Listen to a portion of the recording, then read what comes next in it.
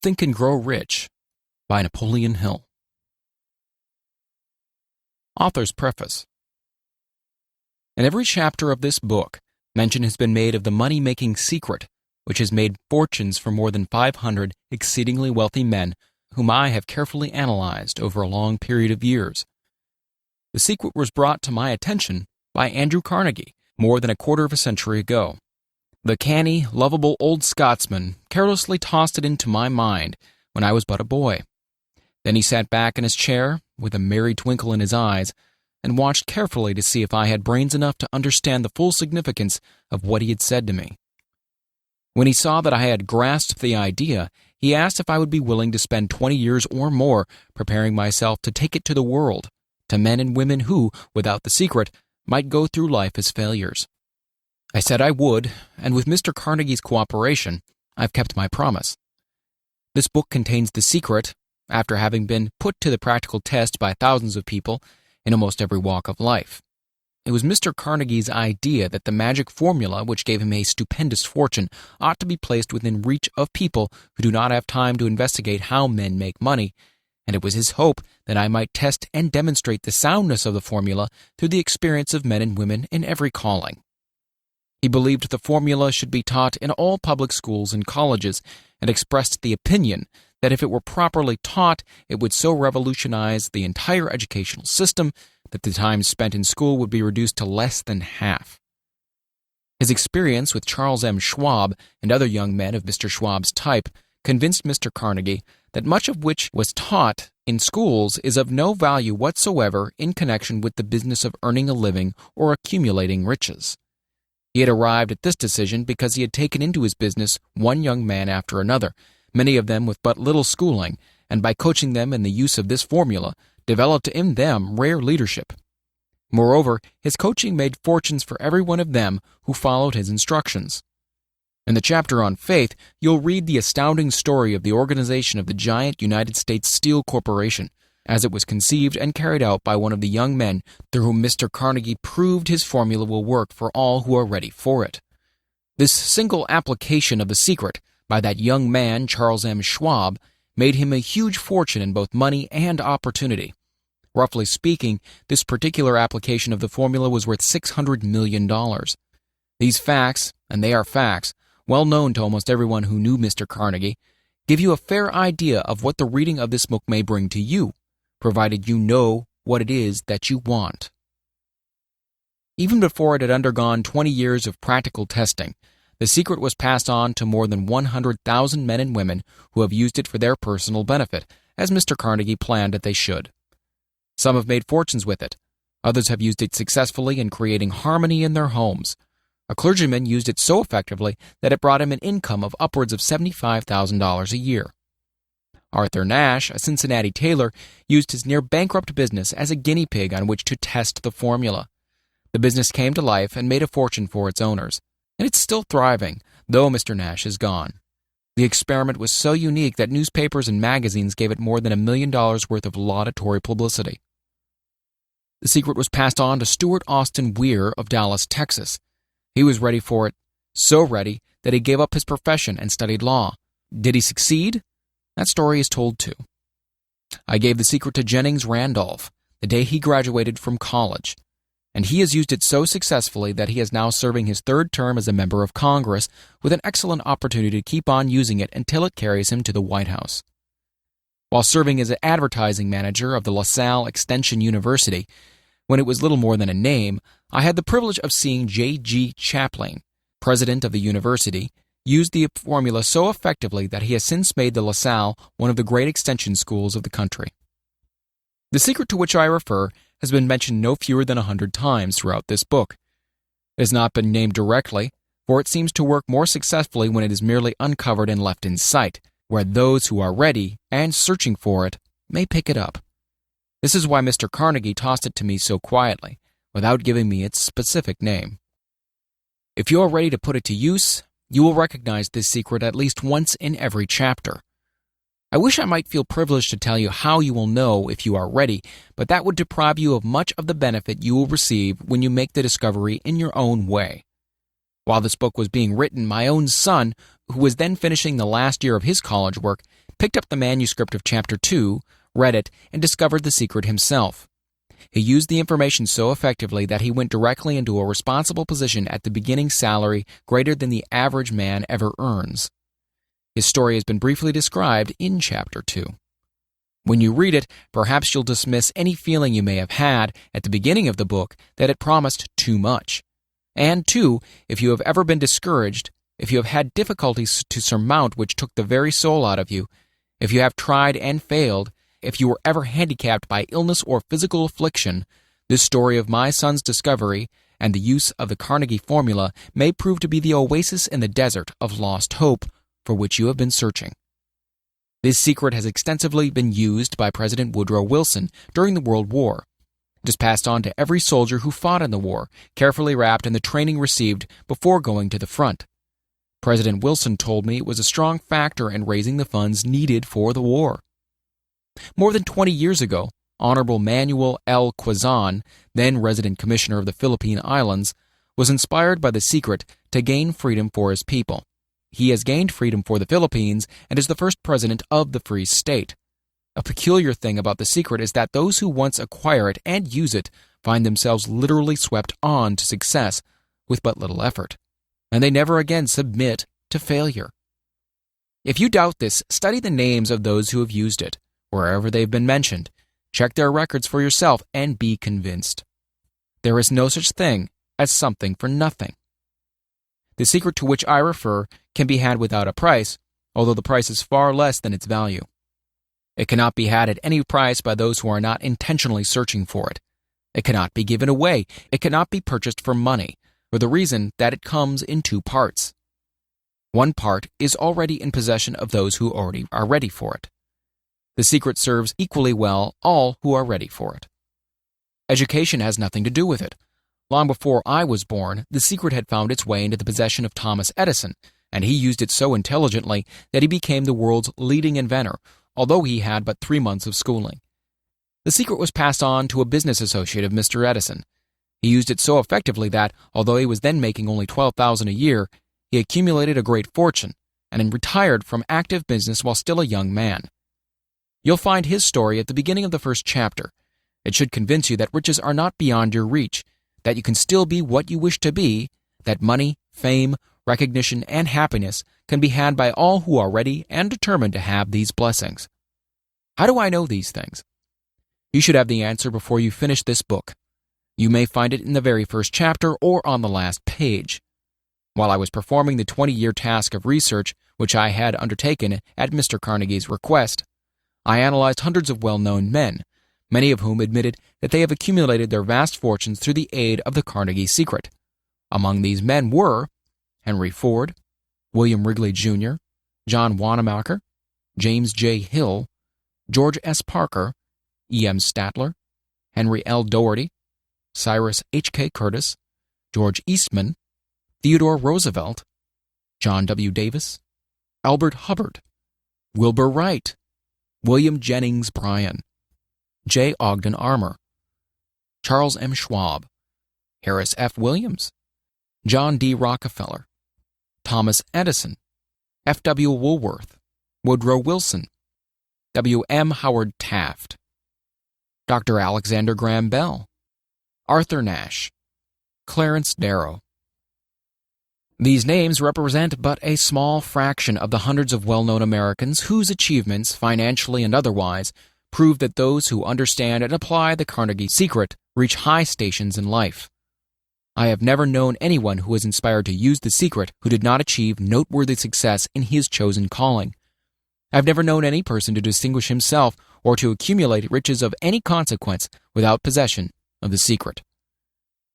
From these two facts, I draw the conclusion that the secret is more important as a part of the knowledge essential for self-determination than any which one receives through what is popularly known as education. What is education anyway? This has been answered in full detail. As far as schooling is concerned, many of these men had very little. John Wanamaker once told me that with what little schooling he had, he acquired very much the same manner as a modern locomotive takes on water, by scooping it up as it runs. Henry Ford never reached high school, let alone college. I'm not attempting to minimize the value of schooling, but I am trying to express my earnest belief that those who master and apply the secret will reach high stations, accumulate riches, and bargain with life on their own terms, even if their schooling has been meager. Somewhere, as you read, the secret to which I refer will jump from the page and stand boldly before you, if you're ready for it. When it appears, you'll recognize it. Whether you receive the sign in the first or last chapter, stop for a moment when it presents itself and turn down a glass, for that occasion will mark the most important turning point of your life. We pass now to Chapter 1, and to the story of my dear friend who has generously acknowledged having seen the mystic sign and whose business achievements are evidence enough that he turned down a glass.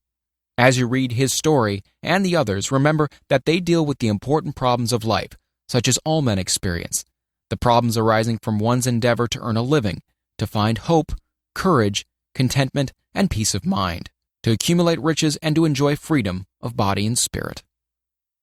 Remember, too, as you go through the book, that it deals with facts and not with fiction, its purpose being to convey a great universal truth through which all who are ready may learn not only what to do, but also how to do it, and receive as well the needed stimulus to make a start.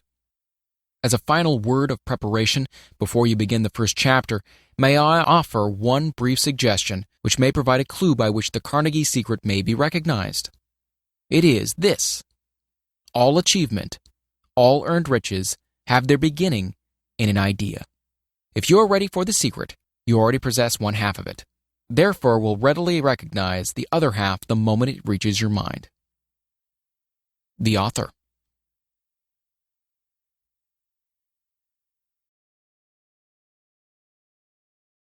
With Thomas A. Edison.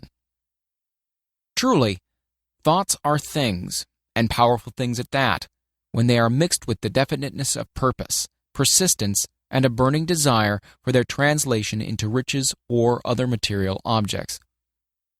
A little more than 30 years ago, Edwin C. Barnes discovered how true it is that men really do think and grow rich. His discovery did not come out at one sitting, it came little by little, beginning with a burning desire to become a business associate of the great Edison. One of the great characteristics of Barnes's desire was that it was definite. He wanted to work with Edison, not for him. Observe carefully the description how he went about translating this desire into reality, and you'll have a better understanding of the 13 principles which lead to riches. When this desire, or impulse of thought, first flashed into his mind, he was in no position to act upon it. Two difficulties stood in his way. He didn't know Mr. Edison, and he did not have enough money to pay his railroad fare to Orange, New Jersey. These difficulties were sufficient to have discouraged the majority of men from making any attempt to carry out the desire. But this was no ordinary desire. He was so determined to find a way to carry out his desire that he finally decided to travel by blind baggage rather than to be defeated. To the uninitiated, this means he went to East Orange on a freight train.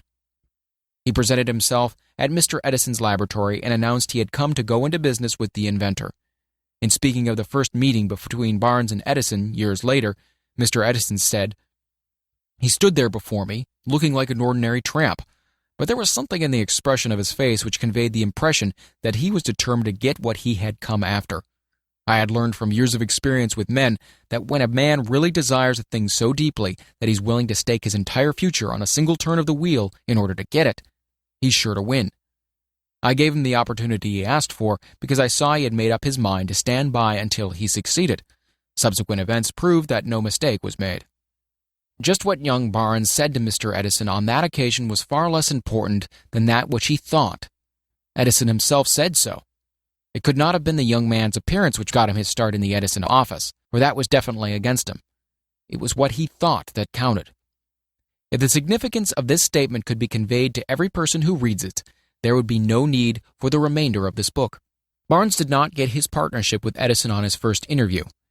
He did get a chance to work in the Edison offices at a very nominal wage, doing work that was unimportant to Edison, but most important to Barnes, because it gave him an opportunity to display his merchandise, where his intended partner could see it.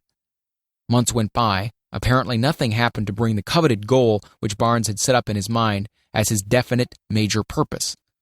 But something important was happening in Barnes' mind. He was constantly intensifying his desire to become the business associate of Edison.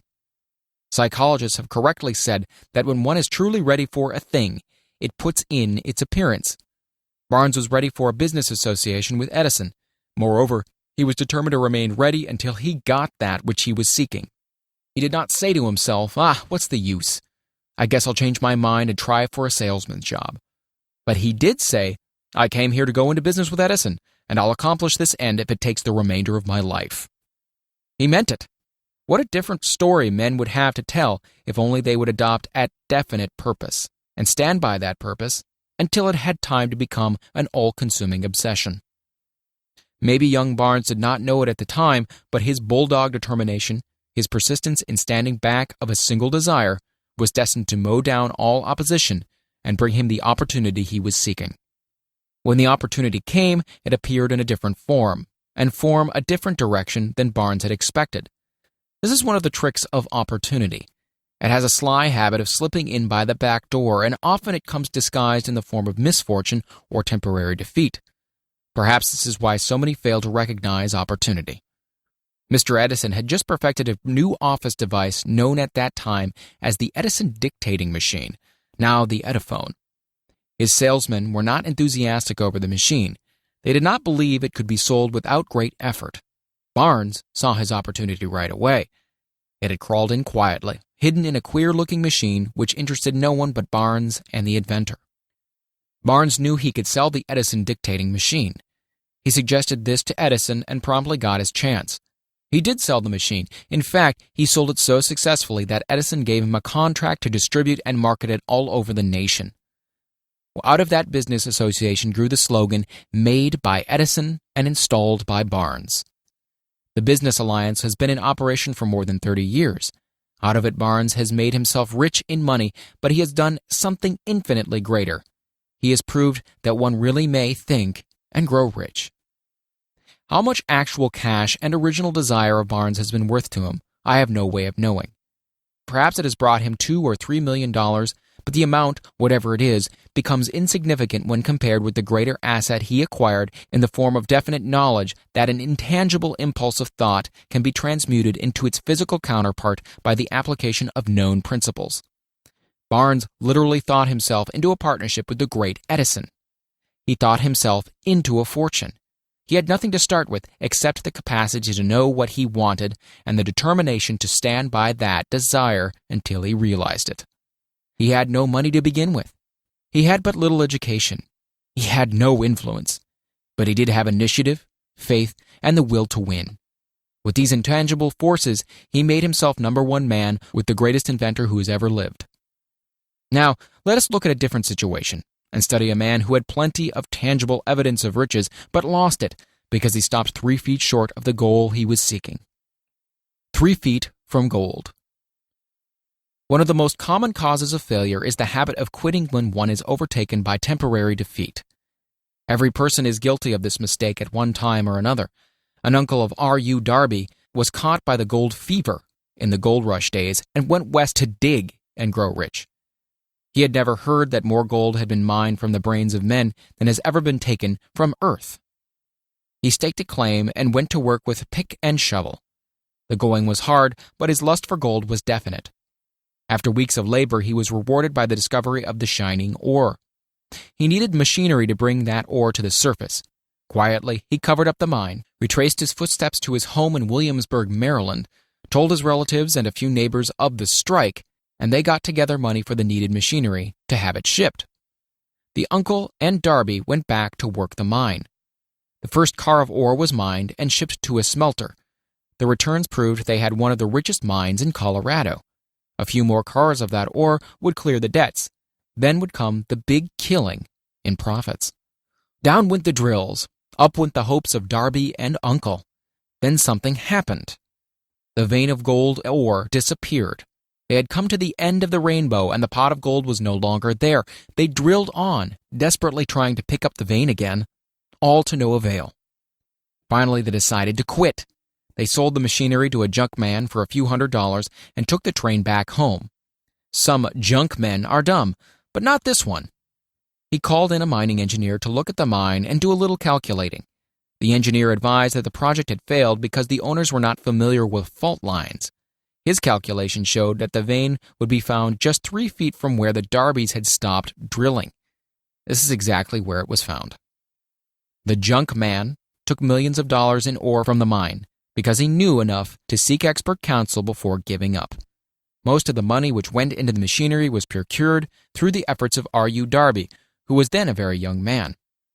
The money came from his relatives and neighbors because of their faith in him. He paid back every dollar of it, although he was years in doing so. Long afterward, Mr. Darby recouped his loss many times over when he made the discovery that desire can be transmuted into gold. The discovery came after he went into the business of selling life insurance. Remembering that he lost a huge fortune because he stopped 3 feet from gold, Darby profited by the experience in his chosen work by the simple method of saying to himself, "I stopped 3 feet from gold, but I'll never stop because men say no when I ask them to buy insurance." Darby is one of a small group of fewer than 50 men who sell more than $1 million in life insurance annually. He owes his stickability to the lesson he learned from his quitability in the gold mining business. Before success comes in any man's life, he is sure to meet with much temporary defeat and perhaps some failure. When defeat overtakes a man, the easiest and most logical thing to do is to quit. That is exactly what the majority of men do. More than 500 of the most successful men this country has ever known told the author their greatest success came just one step beyond the point at which defeat had overtaken them. Failure is a trickster with a keen sense of irony and cunning. It takes great delight in tripping one when success is almost within reach. A 50-cent lesson in persistence. Shortly after Mr. Darby received his degree from the University of Hard Knocks and had decided to profit by his experience in the gold mining business, he had the good fortune to be present on an occasion that proved to him that no does not necessarily mean no. One afternoon, he was helping his uncle grind wheat in an old-fashioned mill. The uncle operated a large farm on which a number of colored sharecrop farmers lived.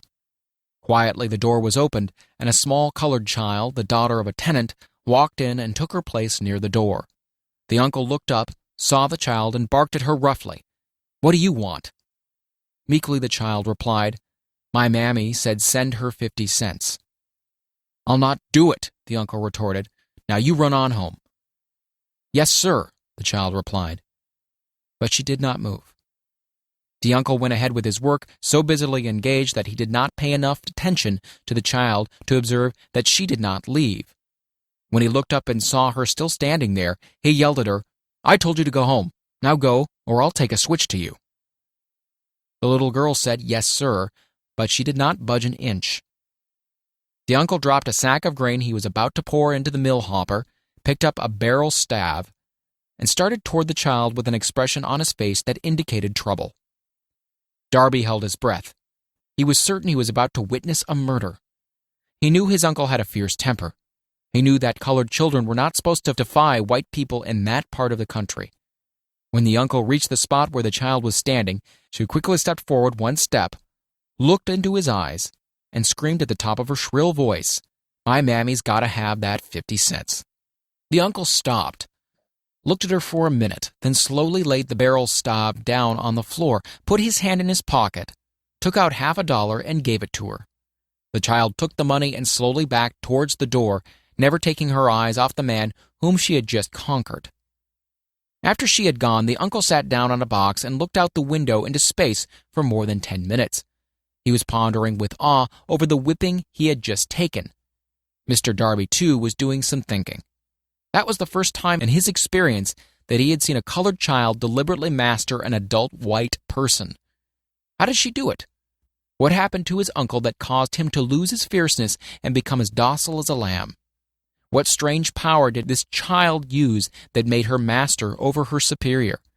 These and other similar questions flashed into Darby's mind, but he did not find the answer until years later when he told me the story.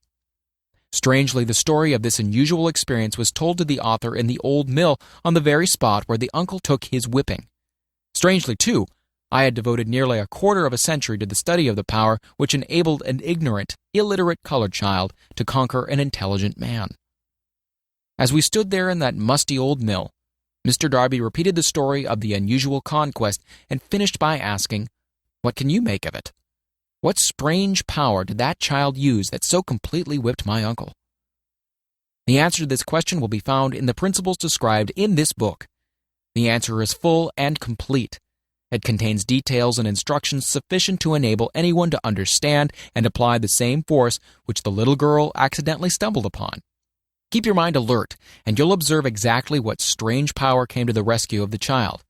You will catch a glimpse of this power in the next chapter. Somewhere in the book, you'll find an idea that will quicken your receptive powers and place at your command, for your own benefit, the same irresistible power. The awareness of this power may come to you in the first chapter, or it may flash into your mind in some subsequent chapter. It may come in the form of a single idea, or it may come in the nature of a plan or a purpose. Again, it may cause you to go back into your past experience of failure or defeat and bring to the surface the same lesson by which you can regain all that you lost through defeat. After I had described to Mr. Darby the power unwittingly used by the colored girl, he quickly retraced his 30 years of experience as a life insurance salesman, and frankly acknowledged that his success in that field was due in no small degree to the lesson he had learned from the child. Mr. Darby pointed out, "Every time a prospect tried to bow me out without buying, I saw that child standing there in the old mill, her big eyes glaring in defiance, and I said to myself, I've got to make this sale. The better portion of all sales I have made were made after people had said no." He recalled, too, his mistake in having stopped only 3 feet from gold. But, he said, that experience was a blessing in disguise. It taught me to keep on keeping on, no matter how hard the going may be. A lesson I needed to learn before I could succeed in anything. This story of Mr. Darby and his uncle, the colored girl and the gold mine, doubtless will be read by hundreds of men who make their living by selling life insurance. And to all of these, the author wishes to offer the suggestion that Darby owes to these two experiences his ability to sell more than $1 million of life insurance every year. Life is strange and often imponderable.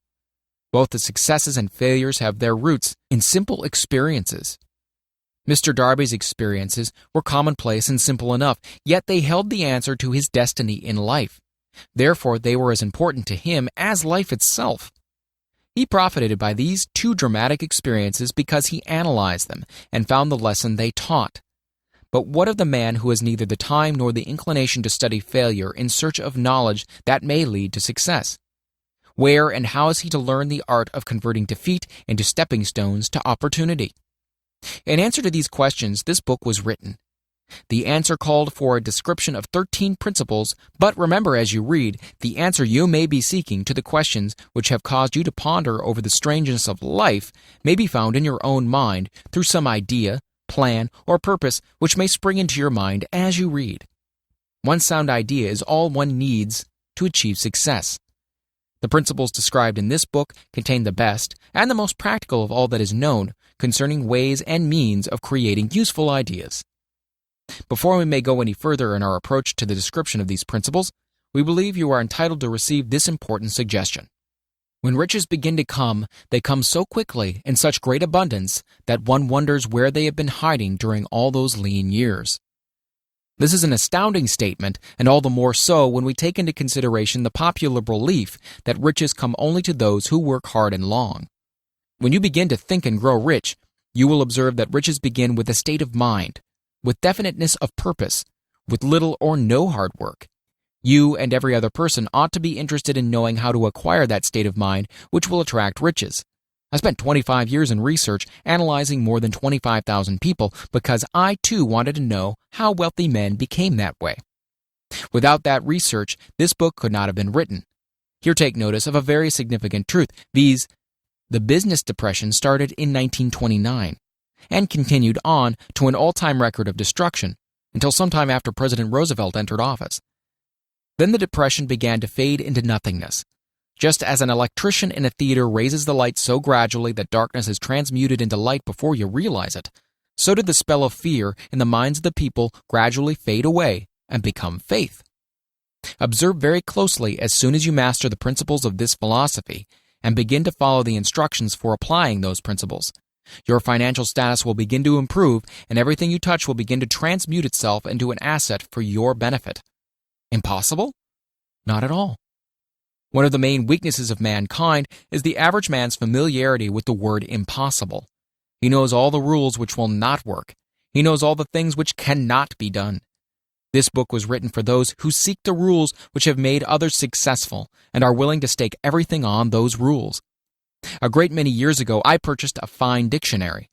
The first thing I did with it was to turn the word impossible and neatly clip it out of the book. That would not be an unwise thing for you to do. Success comes to those who become success conscious.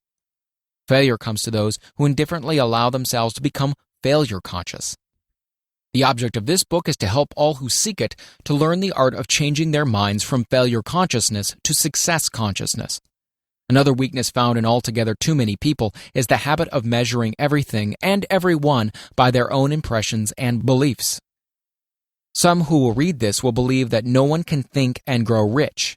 They cannot think in terms of riches because their thought habits have been steeped in poverty, want, misery, failure, and defeat. These unfortunate people remind me of a prominent Chinese person who came to America to be educated in American ways. He attended the University of Chicago.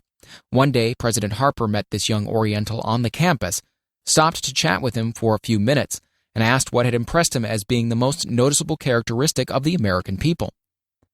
"Why," this Chinese man exclaimed, "the queer slant of your eyes. Your eyes are off slant." What do we say about the Chinese? We refuse to believe that which we do not understand. We foolishly believe that our own limitations are the proper measure of all limitations. Sure, the other fellow's mans are off slant because they are not the same as our own. Millions of people look at the achievements of Henry Ford after he had arrived and envy him because of his good fortune, or luck, or genius, or whatever it is they credit for Ford's fortune. Perhaps one person in every 100,000 knows the secret of Ford's success, and those who do know are too modest or too reluctant to speak of it because of its simplicity. A single transaction will illustrate the secret perfectly. A few years back, Ford decided to produce his now famous V8 motor. He chose to build an engine with the entire 8 cylinders cast in one block and instructed his engineers to produce a design for the engine. The design was placed on paper, but the engineers agreed to a man that it was simply impossible to cast an 8-cylinder gas engine block in one piece. Ford said, "Produce it anyway." "But," they replied, "it's impossible." "Go ahead," Ford commanded, "and stay on the job until you succeed, no matter how much time is required." The engineers went ahead. There was nothing else for them to do, if they were to remain on Ford's staff, that is. 6 months went by, nothing happened. Another 6 months passed, and still nothing happened. The engineers tried every conceivable plan to carry out the orders, but the thing seemed out of the question. Impossible. At the end of the year, Ford checked with his engineers, and again they informed him that they had found no way to carry out his orders. "Go right ahead," said Ford. "I want it, and I'll have it." They went ahead, and then, as if by a stroke of magic, the secret was discovered. The Ford determination had won once more. This story may not be described with minute accuracy, but the sum and substance of it is correct. You who wish to think and grow rich, the secret of the Ford millions, if you can. You will not have to look very far.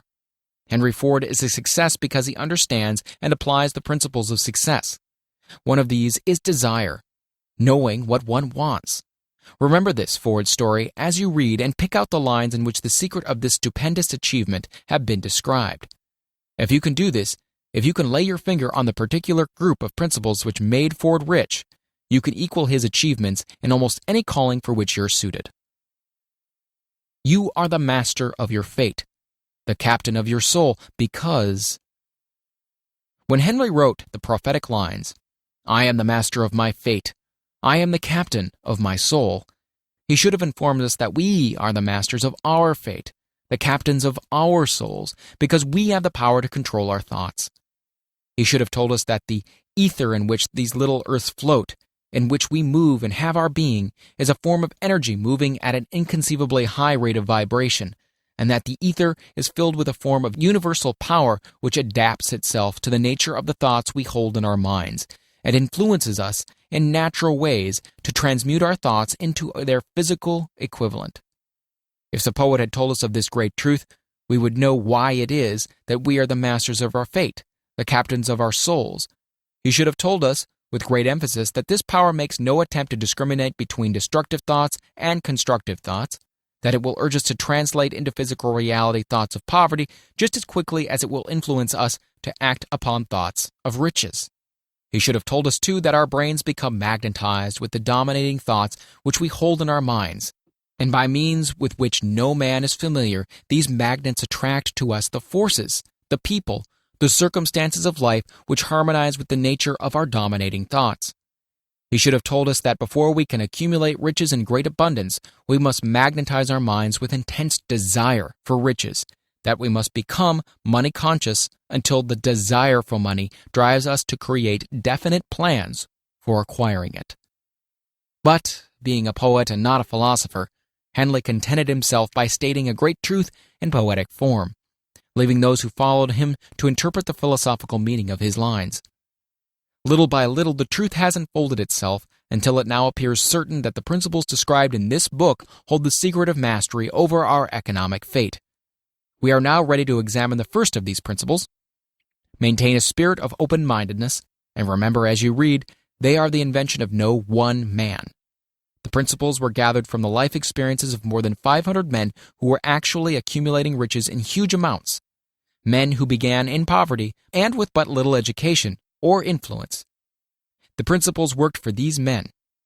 You can put them to work for your own enduring benefit. You'll find it easy, not hard to do. Before you read the next chapter, I want you to know that it conveys factual information which might easily change your entire financial destiny, as it has so definitely brought changes of stupendous proportions to two people described. I want you to know also that the relationship between these men and myself is such that I could have taken no liberties with the facts, even if I had wished to do so. One of them has been my closest personal friend for almost 25 years, and the other is my own son. The unusual success of these two men, success which they generously accredit to the principle described in the next chapter, more than justifies this personal reference as a mean of emphasizing the far-flung power of this principle. Almost 15 years ago, I delivered the commencement address at Salem College in Salem, West Virginia. I emphasized the principle described in the next chapter with so much intensity that one of the members of the graduating class definitely appropriated it and made it a part of his own philosophy. The young man is now a member of Congress and an important factor in the present administration. Just before this book went to the publisher, he wrote me a letter in which he so clearly stated his opinion of the principle outlined in the next chapter that I have chosen to publish this letter as an introduction to that chapter. It gives you an idea of the rewards to come. My dear Napoleon, my service as a member of Congress having given me an insight into the problems of men and women, I am writing to offer a suggestion which may become helpful to thousands of worthy people. With apologies, I must state that the suggestion, if acted upon, will mean several years of labor and responsibility for you, but I am enheartened to make this suggestion because I know your great love for rendering useful service. In 1922, you delivered the commencement address at Salem College when I was a member of the graduating class. In that address, you planted in my mind an idea which has become responsible for the opportunity I now have to serve the people of my state, and will be responsible in a very large measure for whatever success I may have in the future. The suggestion I have in mind is that you put into a book the sum and substance of the address you delivered at Salem College, and in that way give the people of America an opportunity to profit by your many years of experience and association with the men who, by their greatness, have made America the richest nation on earth. I recall, as though it were yesterday, the marvelous description you gave of the method by which Henry Ford, with but little schooling, without a dollar, with no influential friends, rose to great heights. I made up my mind then, even before you had finished your speech, that I would make a place for myself no matter how many difficulties I had to surmount. Thousands of young people will finish their schooling this year and within the next few years. Every one of them will be seeking just such a message of practical encouragement as the one I received from you. They will want to know where to turn, what to do to get started in life. You can tell them because you have helped to solve the problems of so many people. If there is any possible way that you can afford to render so great a service, may I offer the suggestion that you include with every book one of your personal analysis charts, in order that the purchaser of the book may have the benefit of a complete self-inventory, indicating, as you indicated to me years ago, exactly what is standing in the way of success. Such a service as this, providing the reader of your book with a complete, unbiased picture of their faults and their virtues, would mean to them the difference between success and failure. The service would be priceless. Millions of people are now facing the problems of staging a comeback because of the Depression. And I speak from personal experience when I say I know these earnest people would welcome the opportunity to tell you their problems and to receive your suggestions for the solution. You know the problems of those who face the necessity of beginning all over again. There are thousands of people in America today who would like to know how they can convert ideas into money.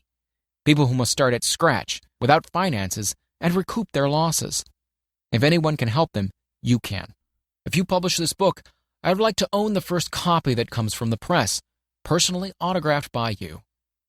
With best wishes, believe me, cordially yours, Jennings Randolph.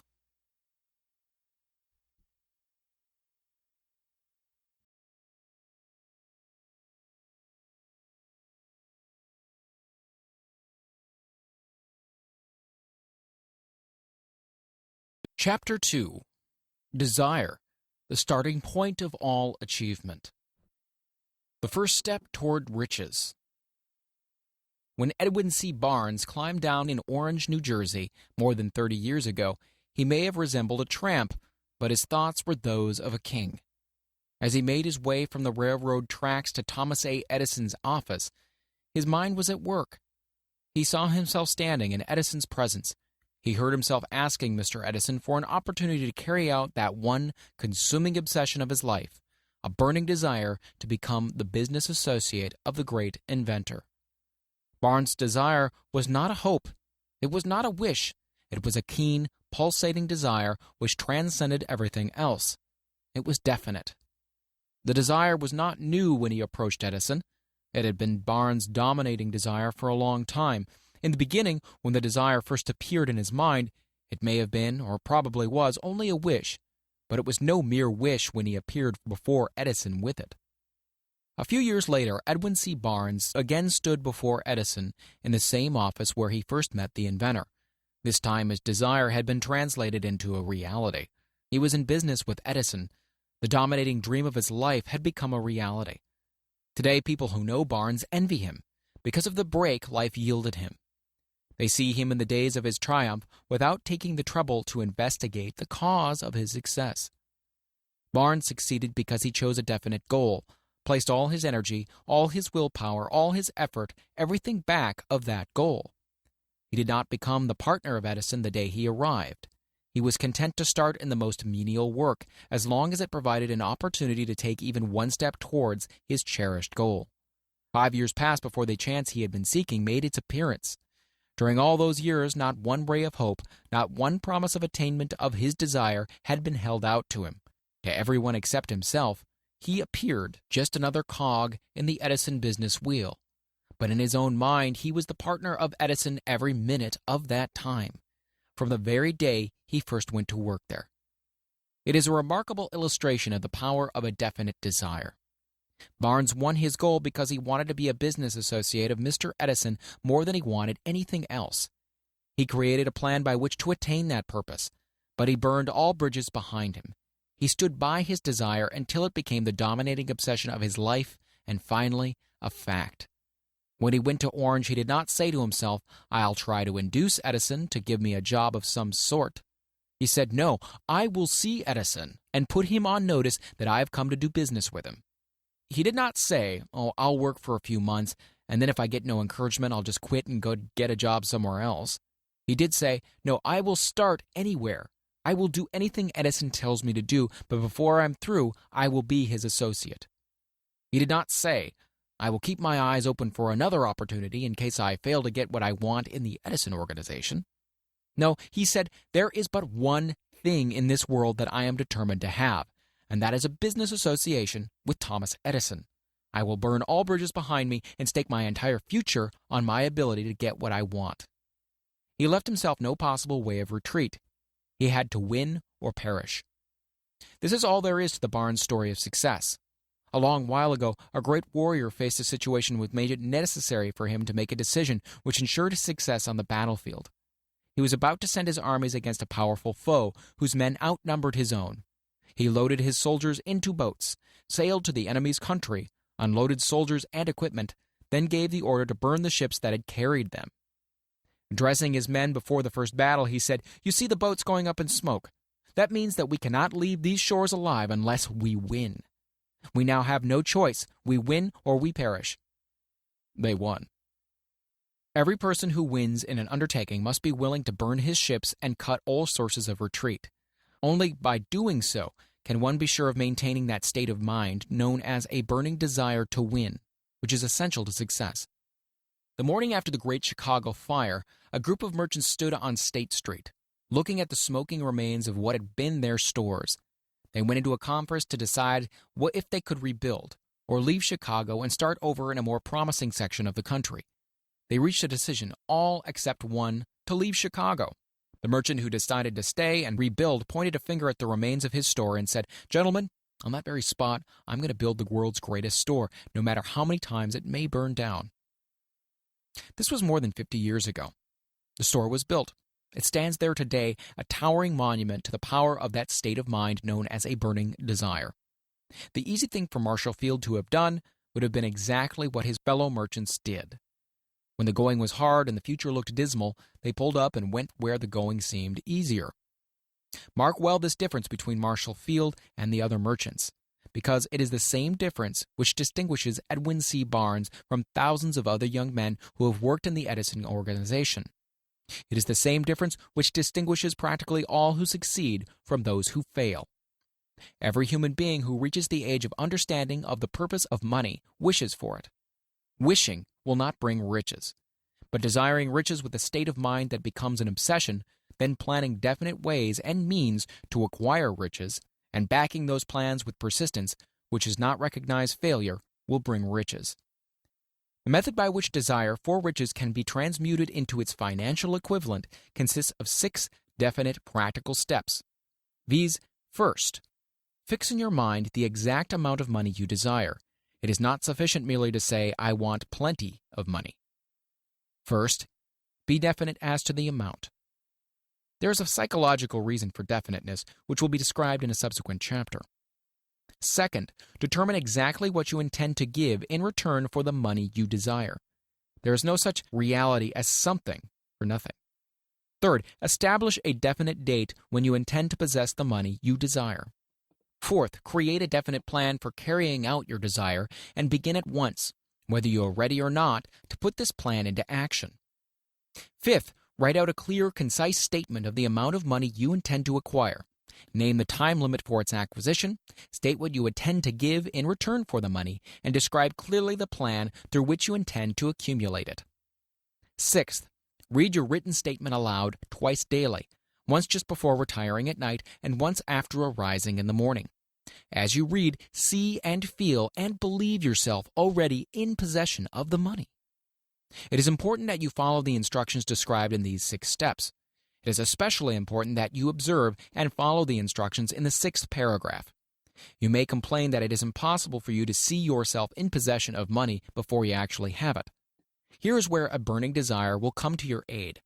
If you truly desire money so keenly that your desire is an obsession, you will have no difficulty in convincing yourself that you will acquire it. The object is to want money and to become so determined to have it that you convince yourself you will have it. Only those who become money conscious ever accumulate great riches. Money consciousness means that the mind has become so thoroughly saturated with the desire for money that one can see one's self already in possession of it. To the uninitiated, who has not been schooled on the working principles of the human mind, these instructions may appear impractical. It may be helpful to all who fail to recognize the soundness of the 6 steps to know that the information they convey was received from Andrew Carnegie, who began as an ordinary laborer in the steel mills, but managed, despite his humble beginning, to make these principles yield him a fortune of considerably more than $100 million. It may be of further help to know that the 6 steps here recommended were carefully scrutinized by the late Thomas Edison, who placed his stamp of approval upon them as being not only the steps essential for the accumulation of money, but necessary for the attainment of any definite goal. The steps call for no hard labor. They call for no sacrifice. They do not require one to become ridiculous or credulous. To apply them calls for no great amount of education. But the successful application of these 6 steps does call for sufficient imagination to enable one to see and to understand that accumulation of money cannot be left to chance, good fortune, and luck. One must realize that all who have accumulated great fortunes first did a certain amount of dreaming, hoping, wishing, desiring, and planning before they acquired money. You may as well know right here that you can never have riches in great quantities unless you can work yourself into a white heat of desire for money, and actually believe you will possess it.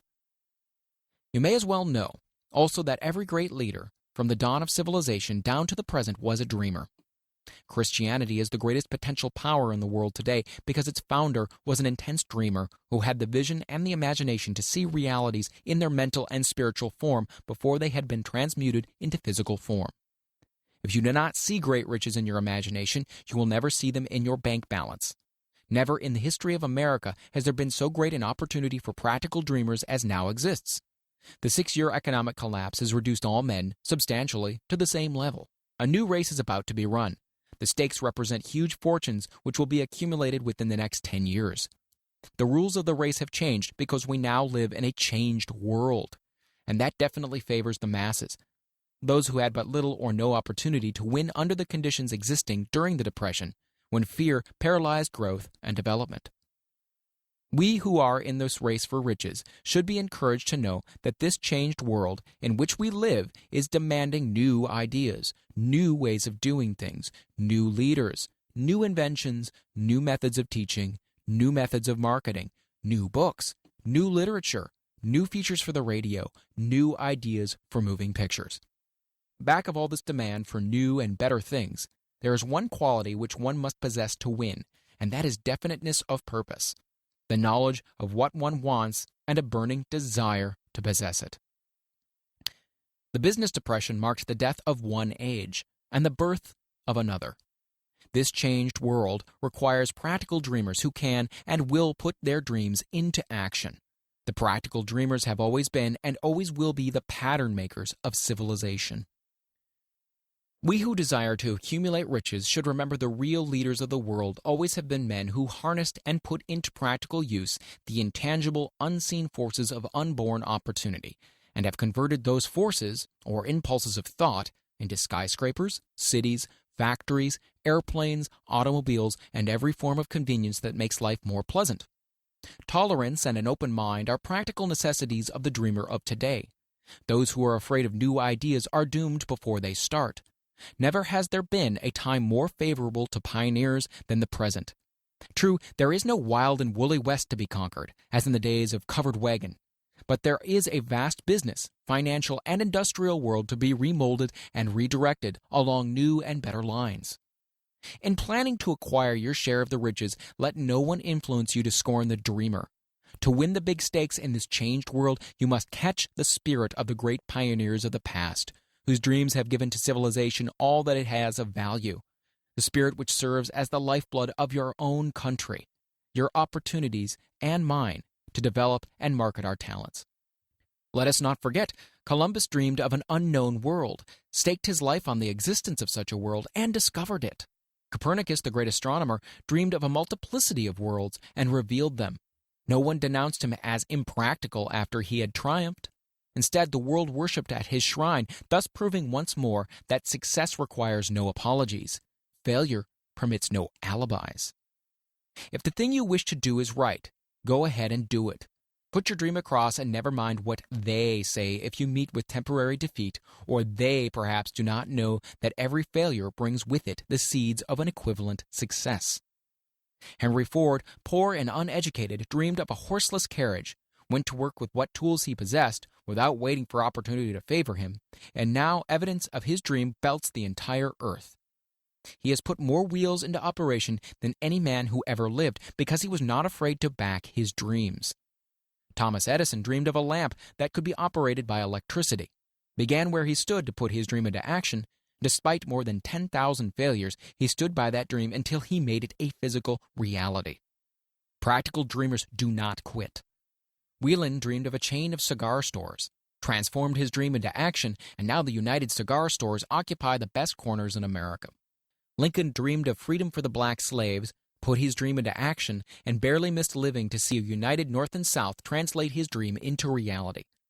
The Wright brothers dreamed of a machine that would fly through the air. Now one may see evidence all over the world that they dreamed soundly.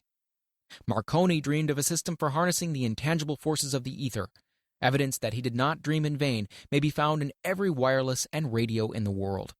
Moreover, Marconi's dream brought the humblest cabin and the most stately manor house side by side. It made the people of every nation on earth backdoor neighbors. It gave the President of the United States a medium by which he may talk to all the people of America at one time and on short notice. It may interest you to know that Marconi's friends had him taken into custody and examined in a psychopathic hospital when he announced he had discovered a principle through which he could send messages through the air without the aid of wires or other direct physical means of communication. The dreamers of today fare better. The world has become accustomed to new discoveries. Nay, it has shown a willingness to reward the dreamer who gives the world a new idea. Quote, "The greatest achievement was at first, and for a time, but a dream." The oak sleeps in the acorn. The bird waits in the egg. And in the highest vision of the soul, a waking angel stirs. Dreams are the seedlings of reality. Awake, arise, and assert yourself, you dreamers of the world. Your star is now in the ascendancy. The world of the Depression brought the opportunity you have been waiting for. It taught people humility, tolerance, and open-mindedness. The world is filled with an abundance of opportunity which the dreamers of the past never knew. A burning desire to be and to do is the starting point from which the dreamer must take off. Dreams are not born of indifference, laziness, or lack of ambition. The world no longer scoffs at the dreamer, nor calls him impractical. If you think it does, take a trip to Tennessee and witness what a dreamer president has done in the way of harnessing and using the great water power of America. A score of years ago, such a dream would have seemed like madness. You have been disappointed. You have undergone defeat during the Depression. You have felt the great heart within you crushed until it bled. Take courage, for these experiences have tempered the spiritual metal of which you are made. They are assets of incomparable value. Remember, too, that all who succeed in life get off to a bad start and pass through many heartbreaking struggles before they, quote-unquote, arrive. The turning point in the lives of those who succeed usually comes at a moment of some crisis, through which they are introduced to their other selves. John Bunyan wrote The Pilgrim's Progress, which is among the finest of all English literature, after he had been confined in prison and sorely punished because of his views on the subject of religion. O. Henry discovered the genius which slept within his brain after he had met with great misfortune and was confined in a prison cell in Columbus, Ohio. Forced, through misfortune, to become acquainted with his other self and to use his imagination, he discovered himself to be a great author instead of a miserable criminal and outcast. Strange and varied are the ways of life, and stranger still are the ways of infinite intelligence, through which men are sometimes forced to undergo all sorts of punishment before discovering their own brains and their own capacity to create useful ideas through imagination. Edison, the world's greatest inventor and scientist, was a quote-unquote tramp telegraph operator. He failed innumerable times before he was driven finally to the discovery of the genius which slept within his brain. Charles Dickens began by pasting labels on blacking pots. The tragedy of his first love penetrated the depths of his soul and converted him into one of the world's truly great authors. That tragedy produced first David Copperfield, then a succession of other works that made this a richer and better world for all who read his books. Disappointment over love affairs generally has the effect of driving men to drink and women to ruin, and this because most people never learn the art of transmuting their strongest emotions into dreams of a constructive nature.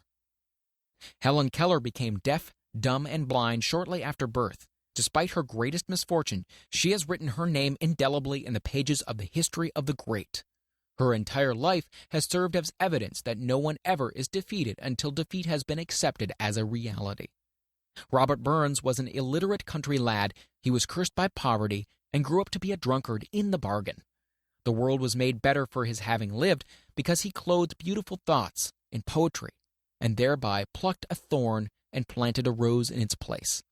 Booker T. Washington was born into slavery, handicapped by race and color. Because he was tolerant, had an open mind at all times on all subjects, and was a dreamer, he left his impress for good on an entire race. Beethoven was deaf. Milton was blind, but their names will last as long as time endures because they dreamed and translated their dreams into organized thought. Before passing to the next chapter, kindle anew in your mind the fire of hope, faith, courage, and tolerance. If you have these states of mind and a working knowledge of the principles described, all else you need will come to you when you're ready for it.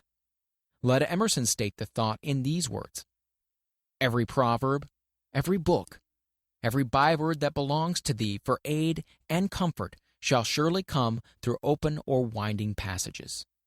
Every friend whom not thy fantastic will, but the great and tender soul in thee craveth, shall lock thee in his embrace. There is no difference between wishing for a thing and being ready to receive it. No one is ready for a thing until he believes he can acquire it. The state of mind must be belief, not mere hope or wish. Open-mindedness is essential for belief. Closed minds do not inspire faith, courage, and belief. Remember, no more effort is required to aim high in life, to demand abundance and prosperity, than is required to accept misery and poverty. A great poet has correctly stated this universal truth through these lines. I bargained with life for a penny, and life would pay no more. However I begged at evening, when I counted my scanty store. For life is a just employer, he gives you what you ask, but once you have set the wages, why you must bear the task. I worked for a menial's hire, only to learn dismayed, that any wage I had hoped of life, life would have willingly paid. Desire outwits Mother Nature. As a fitting climax to this chapter, I wish to introduce one of the most unusual persons I have ever known. I first saw him 24 years ago, a few minutes after he was born. He came into the world without any physical sign of ears, and the doctor admitted, when pressed for an opinion, that the child might be deaf and mute for life. I challenged the doctor's opinion. I had the right to do so. I was the child's father. I, too, reached a decision and rendered an opinion, but I expressed the opinion silently in the secrecy of my own heart. I decided that my son would hear and speak. Nature could send me a child without ears, but nature could not induce me to accept the reality of the affliction. In my own mind, I knew that my son would hear and speak. How? I was sure there must be a way, and I knew I would find it. I thought of the words of the immortal Emerson. The whole course of things goes to teach us faith. We need only obey. There is guidance for each of us, and by lowly listening, we shall hear the right word. The right word? Desire. More than anything else, I desired that my son should not be deaf-mute. From that desire I never receded, not for a second. Many years previously I had written, our only limitations are those we set up in our own minds. For the first time I wondered if that statement were true. Lying on the bed in front of me was a newly born child without the natural equipment of hearing. Even though he might hear and speak, he was obviously disfigured for life. Surely, this was a limitation which that child had not set up in his own mind. What could I do about it? Somehow I would find a way to transplant into that child's mind my own burning desire for ways and means of conveying sound to his brain without the aid of ears. As soon as the child was old enough to cooperate, I would fill his mind so completely with the burning desire to hear that nature would, by methods of her own, translate it into physical reality. All this thinking took place in my own mind, but I spoke of it to no one. Every day I renewed the pledge I had made to myself not to accept a deaf-mute for a son. As he grew older, he began to take notice of things around him. We observed that he had a slight degree of hearing. When he reached the age when children usually begin talking, he made no attempt to speak, but we could tell by his actions that he could hear certain sounds slightly. That was all I wanted to know. I was convinced that if he could hear, even slightly, he might develop still greater hearing capacity. Then something happened that gave me hope, and it came from an entirely unexpected source. We bought a Victrola. When the child heard the music for the first time, he went into ecstasies and promptly appropriated the machine. He soon showed a preference for certain records, among them It's a Long Way to Tipperary. On one occasion, he played that piece over and over for almost 2 hours, standing in front of the Victrola with his teeth clamped on the edge of the case. The significance of the self-formed habit of his did not become clear to us until years afterward, for we had never heard of the principle of bone conduction of sound at the time. Shortly after he appropriated the Victrola, I discovered that he could hear me quite clearly when I spoke with my lips touching his mastoid bone, or at the base of the brain. These discoveries placed in my possession the necessary media by which I began to translate into reality my burning desire to help my son develop hearing and speech. By that time, he was making stabs at speaking certain words. The outlook was far from encouraging, but desire, backed by faith, knows no such word as impossible. Having determined that he could hear the sound of my voice plainly, I began immediately to transfer to his mind the desire to speak and hear. I soon discovered that the child enjoyed bedtime stories, so I went to work creating stories designed to develop in him self-reliance, imagination, and a keen desire to hear and to be normal. There was one story in particular which I emphasized by giving it some new and dramatic coloring each time it was told. It was designed to plant in his mind the thought that his affliction was not a liability, but an asset of great value. Despite the fact that all the philosophy I had examined clearly indicated that every adversity brings with it the seed of an equivalent advantage, I must confess that I had not the slightest idea how this affliction could ever become an asset. However, I continued my practice of wrapping that philosophy in bedtime stories, hoping the time would come when he would find some plan by which his handicap could be made to serve some useful purpose. Reason told me plainly that there was no adequate compensation for the lack of ears and natural hearing equipment. Desire, backed by faith, pushed reason aside and inspired me to carry on. As I analyze the experience in retrospect, I can see now that my son's faith in me had much to do with the astounding results. He did not question anything I told him. I sold him the idea that he had a distinct advantage over his older brother and that his advantage would reflect itself in many ways. For example, the teachers in school would observe that he had no ears, and because of this, they would show him special attention and treat him with extraordinary kindness. They always did. His mother saw to that by visiting the teachers and arranging with them to give the child the extra attention necessary. I sold him the idea, too, that when he became old enough to sell newspapers, his older brother had already become a newspaper merchant, he would have a big advantage over his brother for the reason that people would pay him extra money for his wares because they could see that he was a bright, industrious boy, despite the fact that he had no ears. We could notice that, gradually, the child's hearing was improving. Moreover, he had not the slightest tendency to become self-conscious because of his affliction. When he was about 7, he showed the first evidence that our method of servicing his mind was bearing fruit. For several months he begged for the privilege of selling newspapers, but his mother would not give her consent. She was afraid that his deafness might make it unsafe for him to go on the street alone. Finally, he took matters into his own hands. One afternoon, when he was left at home with the servants, he climbed through the kitchen window, shinnied down to the ground, and set out on his own.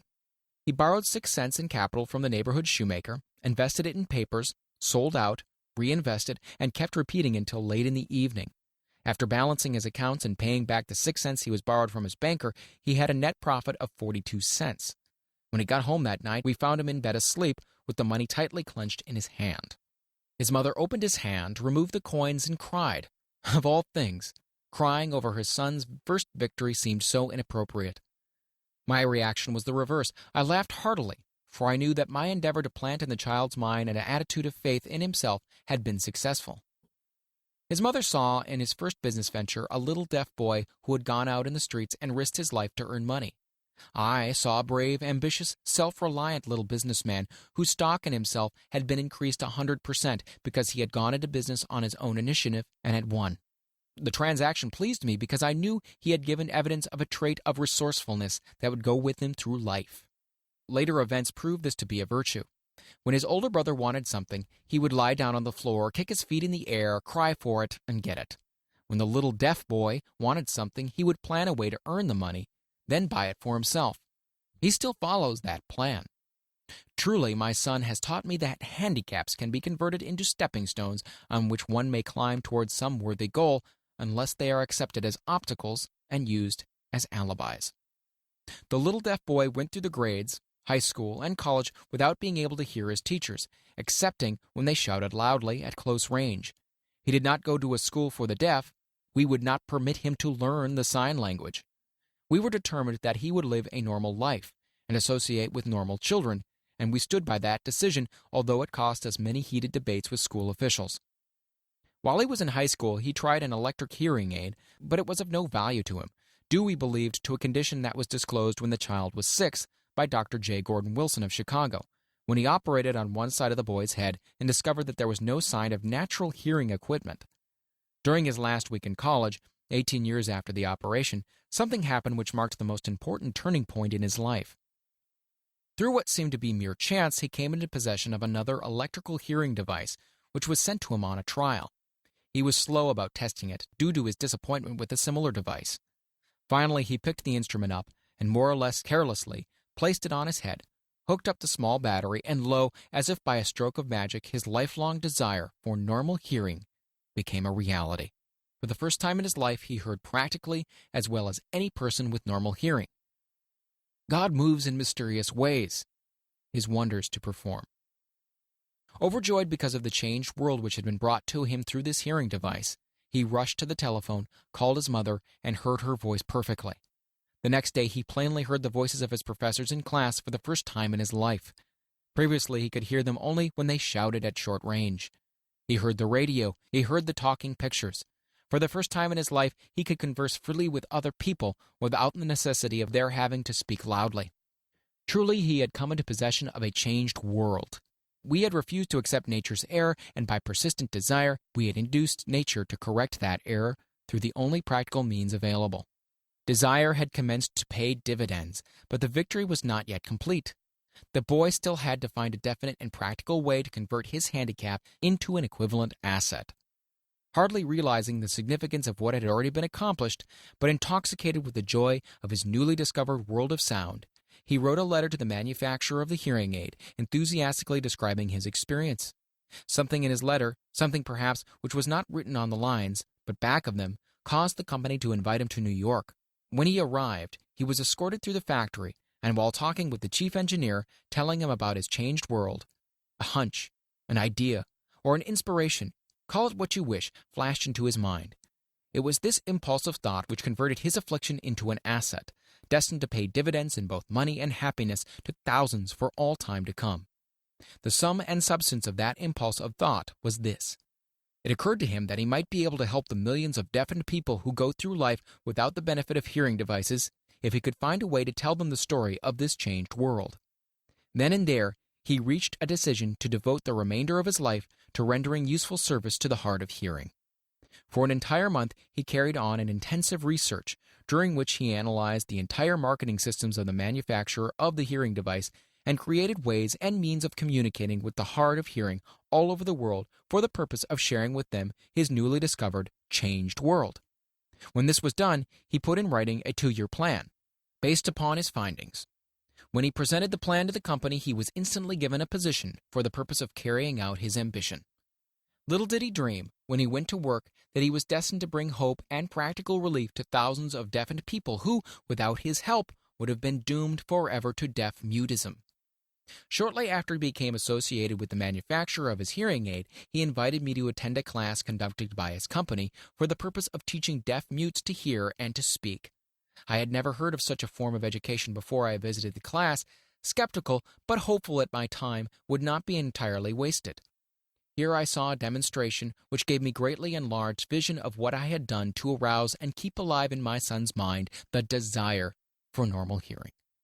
I saw deaf mutes actually being taught to hear and to speak through application of the self-same principle I had used more than 20 years previously in saving my son from deaf-mutism. Thus, through some strange turn of the wheel of fate, my son Blair and I have been destined to aid in correcting deaf-mutism for those yet unborn, because we are the only living human beings, as far as I know, who have established definitely the fact that deaf-mutism can be corrected to the extent of restoring to normal life those who suffer with this affliction. It has been done for one, it'll be done for others. There is no doubt in my mind that Blair would have been a deaf-mute all his life if his mother and I had not managed to shape his mind as we did.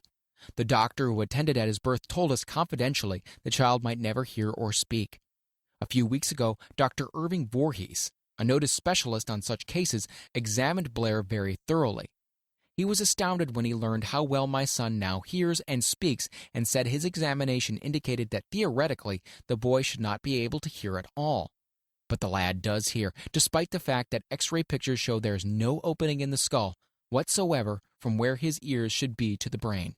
When I planted in his mind the desire to hear and talk and live as a normal person, there went with the impulse some strange influence which caused nature to become a bridge builder and span the gulf of silence between his brain and the outer world by some means which the keenest medical specialists have not been able to interpret.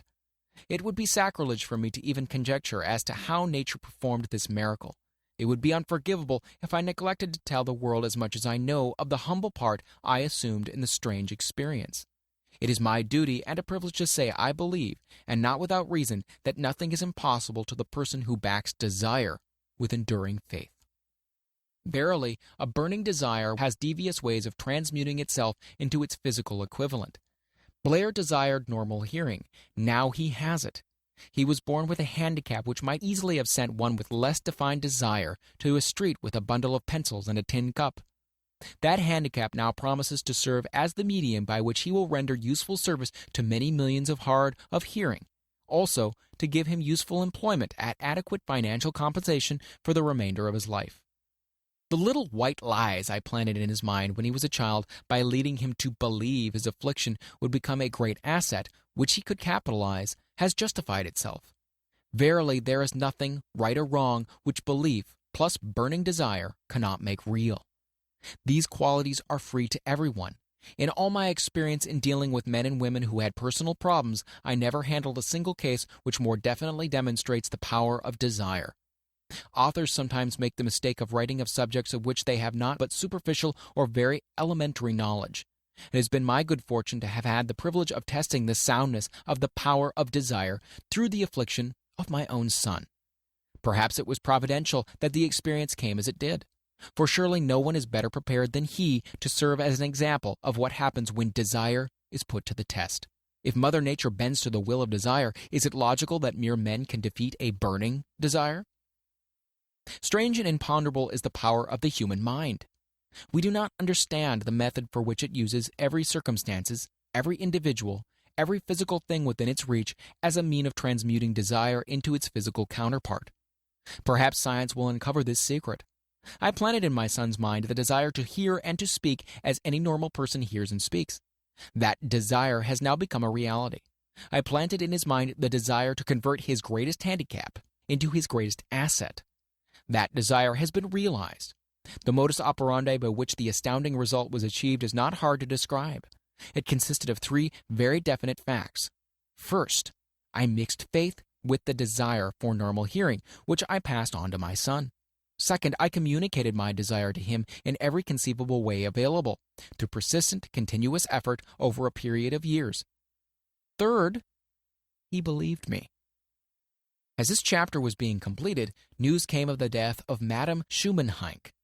One short paragraph of the news dispatch gives the clue to this unusual woman's stupendous success as a singer. I quote the paragraph because the clue it contains is none other than desire. Early in her career, Madame Schumann-Heink visited the director of the Vienna Court Opera to have him test her voice. But he did not test it. After taking one look at the awkward and poorly dressed girl, he exclaimed none too gently, "With such a face, and with no personality at all, how can you ever expect to succeed in opera? My good child, give up the idea. Buy a sewing machine and go to work. You can never be a singer." Never is a long time. The director of the Vienna Court Opera knew much about the technique of singing. He knew little about the power of desire when it assumes the proportion of an obsession. If he had known more of that power, he would have not made the mistake of condemning genius without giving it an opportunity. Several years ago, one of my business associates became ill. He became worse as time went on, and finally was taken to the hospital for an operation. Just before he was wheeled into the operating room, I took a look at him and wondered how anyone as thin and emaciated as he could possibly go through a major operation successfully. The doctor warned me that there was little of any chance of me ever seeing him alive again. But that was the doctor's opinion. It was not the opinion of the patient. Just before he was wheeled away, he whispered feebly, "Don't be disturbed, Chief. I'll be out of here in a few days." The attending nurse looked at me with pity, but the patient did come through safely. After it was all over, his physician said, "Nothing but his own desire to live saved him. He would never have pulled through if he had not refused to accept the possibility of death." I believe in the power of desire, backed by faith, because I have seen this power lift men from lowly beginnings to places of power and wealth. I have seen it rob the grave of its victims. I have seen it serve as the medium by which men stage a comeback after having been defeated in 100 different ways. I have seen it provide my own son with a normal, happy, successful life, despite nature's having sent him into a world without ears. How can one harness and use the power of desire? This has been answered through this and the subsequent chapters of this book. This message is going out to the world at the end of the longest and perhaps the most devastating depression America has ever known. It is reasonable to presume that the message may come to the attention of many who have been wounded by the depression, those who have lost their fortunes, others who have lost their positions, and great numbers who must recognize their plans and stage a comeback. To all these, I wish to convey the thought that all achievement, no matter what may be its nature or its purpose, must begin with an intense, burning desire for something definite. Through some strange and powerful principle of mental chemistry which she has never divulged, nature wraps up in the impulse of strong desire that something, quote-unquote, which recognizes no such word as impossible and accepts no such reality as failure.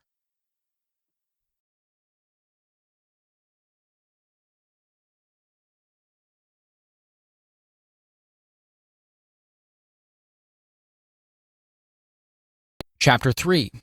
Faith Visualization of and Belief in Attainment of Desire. The second step toward riches. Faith is the head chemist of the mind. When faith is blended with the vibration of thought, the subconscious mind instantly picks up the vibration, translates it into spiritual equivalents, and transmits it to the infinite intelligence, as in the case of prayer. The emotions of faith, love, and sex are the most powerful of all the major positive emotions. When the three are blended, they have the effect of coloring the vibration of thought in such a way that it instantly reaches the subconscious mind, where it is changed into its spiritual equivalent, the only form that induces a response from the infinite intelligence. Love and faith are psychic, related to the spiritual side of man. Sex is purely biological and related only to the physical. The mixing or blending of these three emotions has the effect of opening a direct line of communication between the finite, thinking mind of man and infinite intelligence. How to develop faith. There comes now a statement which will give a bigger or better understanding of the importance the principle of autosuggestion assumes in the transmutation of desire into its physical or monetary equivalent. Namely, faith is a state of mind which may be induced or created by affirmation or repeated instructions to the subconscious mind through the principle of autosuggestion. As an illustration, consider the purpose for which you are presumably reading this book. The object is naturally to acquire the ability to transmute the intangible thought impulse of desire into its physical counterpart, money. By following the instructions laid down in the chapters on autosuggestion and the subconscious mind, as summarized in the chapter on autosuggestion, you may convince the subconscious mind that you believe you will receive that for which you ask, and it will act upon that belief, which your subconscious mind passes back to you in the form of faith, followed by definite plans for procuring that which you desire. The method by which one develops faith where it does not already exist is extremely difficult to describe, almost as difficult, in fact, as it would be to describe the color of red to a blind man who has never seen color and has nothing with which to compare what you describe to him. Faith is a state of mind which you may develop at will after you have mastered the 13 principles, because it is a state of mind which develops voluntarily through application and use of these principles. Repetition of affirmation of orders to your subconscious mind is the only known method of voluntary development of the emotion of faith. Perhaps the meaning may be made clearer through the following explanation as to the way men sometimes become criminals. Stated in the words of a famous criminologist, when men first come into contact with crime, they abhor it. If they remain in contact with crime for a time, they become accustomed to it and endure it. When they remain in contact with it for long enough, they finally embrace it and become influenced by it. This is the equivalent of saying that any impulse of thought which is repeatedly passed on to the subconscious mind is, finally, accepted and acted upon by the subconscious mind, which proceeds to translate that impulse into its physical equivalent by the most practical procedure available. In connection with this, consider again the statement, all thoughts which have been emotionalized, given feeling, and mixed with faith, begin immediately to translate themselves into their physical equivalent or counterpart. The emotions, or the feeling portion of thoughts, are the factors which give thoughts vitality, life, and action. The emotions of faith, love, and sex, when mixed with any thought impulse, give it greater action than any of these emotions can do singly. Not only thought impulses which have been mixed with faith, but those which have been mixed with any of the positive emotions or any of the negative emotions may reach and influence the subconscious mind. From this statement, you will understand that the subconscious mind will translate into its physical equivalent a thought impulse of a negative or destructive nature, just as readily as it will act upon the thought impulses of a positive or constructive nature. This accounts for the strange phenomenon so many millions of people experience, referred to as misfortune or bad luck. There are millions of people who believe themselves doomed to poverty and failure because of some strange force over which they believe they have no control. They are the creators of their own misfortunes because of this negative belief, which is picked up by the subconscious mind and translated into its physical equivalent. This is an appropriate place at which to suggest again that you may benefit by passing on to your subconscious mind any desire which you wish translated into its physical or monetary equivalent, in a state of expectancy or belief that transmutation will actually take place. Your belief or faith is the element which determines the action of your subconscious mind. There is nothing to hinder you from deceiving your subconscious mind when giving it instructions through autosuggestion, just as I deceived, quote-unquote, my son's subconscious mind. To make this deceit more realistic, conduct yourself just as you would if you were already in possession of the material thing which you are demanding when you call upon your subconscious mind. The subconscious mind will transmute into its physical equivalent by the most direct and practical media available any order which is given to it in a state of belief or faith that the order will be carried out. Surely, enough has been stated to give a starting point from which one may, through experiment and practice, acquire the ability to mix faith with any order given to the subconscious mind. Perfection will come through practice. It cannot come by merely reading instructions. If it be true that one may become a criminal by association with crime, and this is a known fact, it's equally true that one may develop faith by voluntarily suggesting to the subconscious mind that one has faith. The mind comes finally to take on the nature of the influences which dominate it.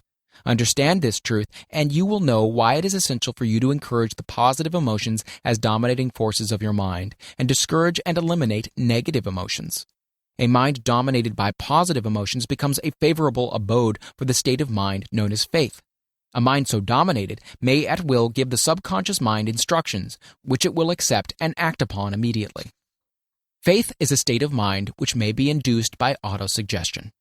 All down the ages, religionists have admonished struggling humanity to have faith in this, that, and other dogma or creed, but they have failed to tell people how to have faith. They have not stated that faith is a state of mind and that it may be induced by self-suggestion. In language which any normal human being can understand, we will describe all that is known about the principle through which faith may be developed, where it does not already exist. Have faith in yourself, faith in the infinite. Before we begin, you should be reminded again that faith is the eternal elixir which gives life, power, and action to the impulse of thought. The foregoing sentence is worth reading a second time, and a third, and a fourth. It is worth reading aloud. Faith is the starting point of all accumulation of riches. Faith is the basis of all miracles and all mysteries which cannot be analyzed by the rules of science. Faith is the only known antidote for failure. Faith is the element, the chemical, which, when mixed with prayer, gives one direct communication with infinite intelligence. Faith is the element which transforms the ordinary vibration of thought created by the finite mind of man into the spiritual equivalent. Faith is the only agency through which the cosmic force of infinite intelligence can be harnessed and used by man. Every one of the foregoing statements is capable of proof. The proof is simple and easily demonstrated. It is wrapped up in the principle of autosuggestion. Let us center our attention, therefore, upon the subject of self-suggestion and find out what it is and what it is capable of achieving. It is a well-known fact that one comes finally to believe whatever one repeats to oneself, whether the statement be true or false. If a man repeats a lie over and over, he will eventually accept the lie as truth. Moreover, he will believe it to be the truth. Every man is what he is because of the dominating thoughts which he permits to occupy his mind. Thoughts which a man deliberately places in his own mind and encourages with sympathy, and with which he mixes any one or more of the emotions, constitute the motivating forces which direct and control his every movement, act, and deed. Comes now a very significant statement of truth. Thoughts which are mixed with any of the feeling of emotions constitute a magnetic force which attracts, from the vibrations of the ether, other similar or related thoughts. A thought thus magnetized with emotion may be compared to a seed which, when planted in fertile soil, germinates, grows, and multiplies itself over and over again until that which was originally one small seed becomes countless millions of seeds of the same brand. The ether is a great cosmic mass of eternal forces of vibration. It is made up of both destructive vibrations and constructive vibrations. It carries at all times vibrations of fear, poverty, disease, failure, misery, and vibrations of prosperity, health, success, and happiness, just as surely as it carries the sound of hundreds of orchestrations of music and hundreds of human voices, all of which maintain their own individuality and means of identification through the medium of radio. From the great storehouse of the ether, the human mind is constantly attracting vibrations which harmonize with that which dominates the human mind.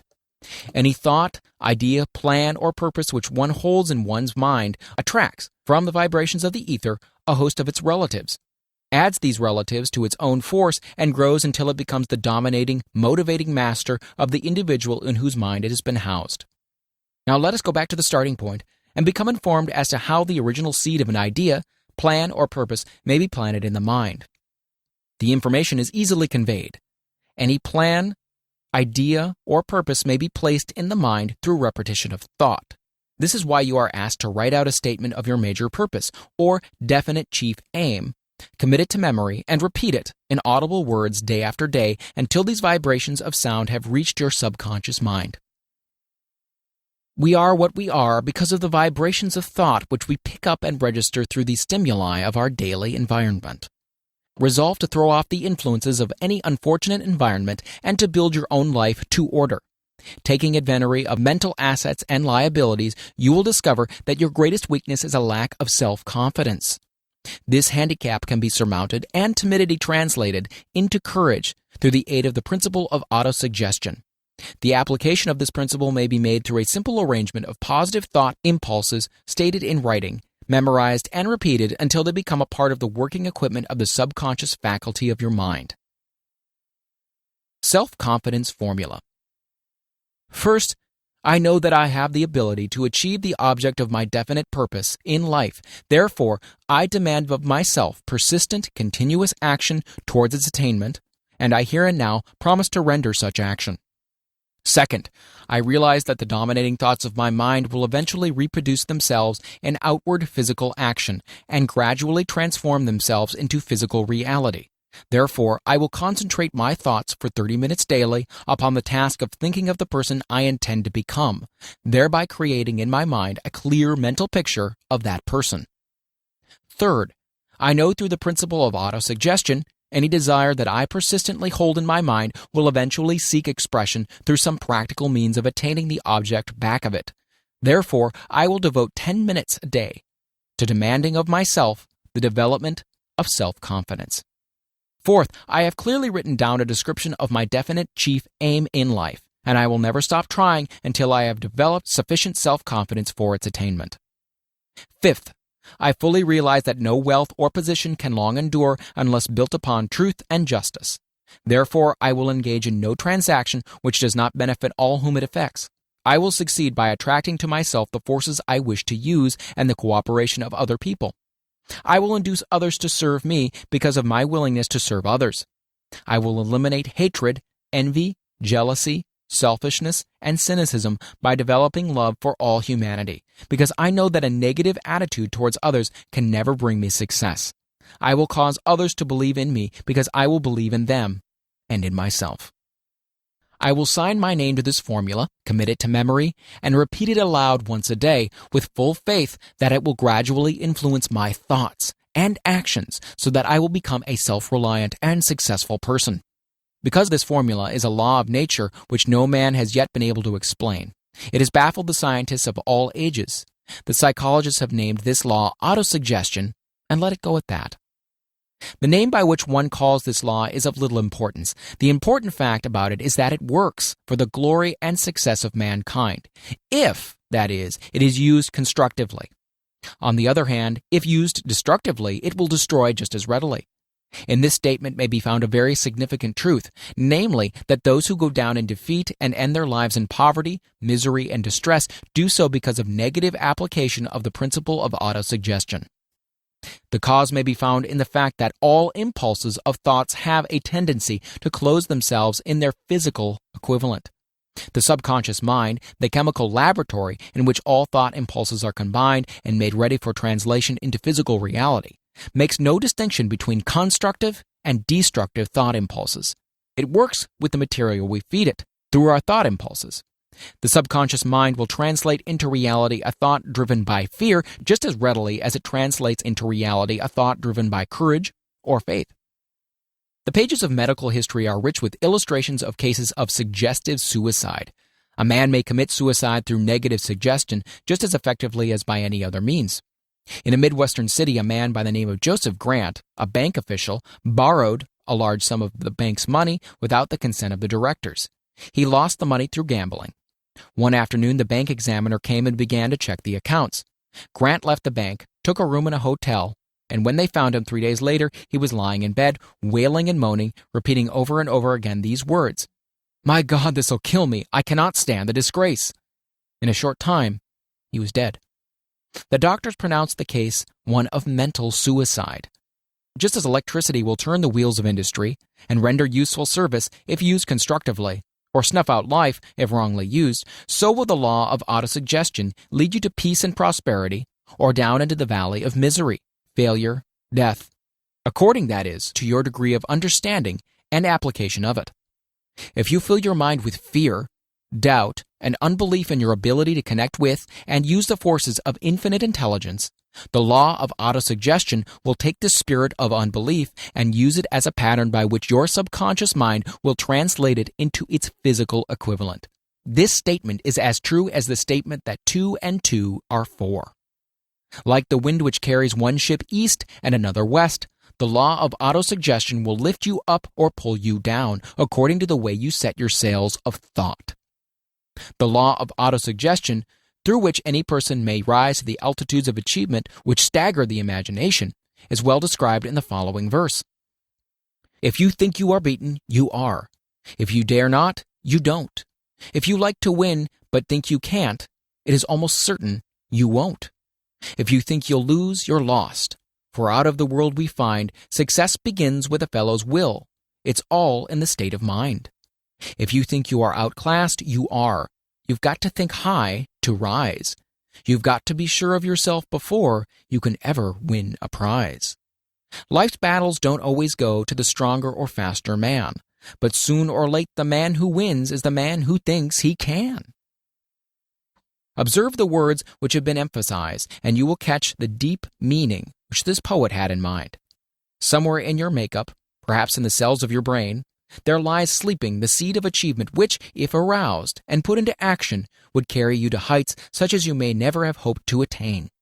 Just as a master musician may cause the most beautiful strains of music to pour forth from the strings of a violin, so you may arouse the genius which lies asleep in your brain and cause it to drive you upward to whatever goal you wish to achieve. Abraham Lincoln was a failure at everything he tried until he was well past the age of 40.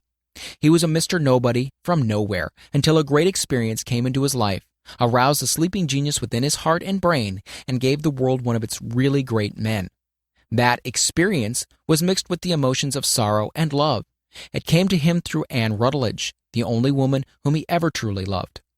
It is a known fact that the emotion of love is closely akin to the state of mind known as faith, and it's for this reason that love comes very near to translating one's thought impulses into their spiritual equivalent.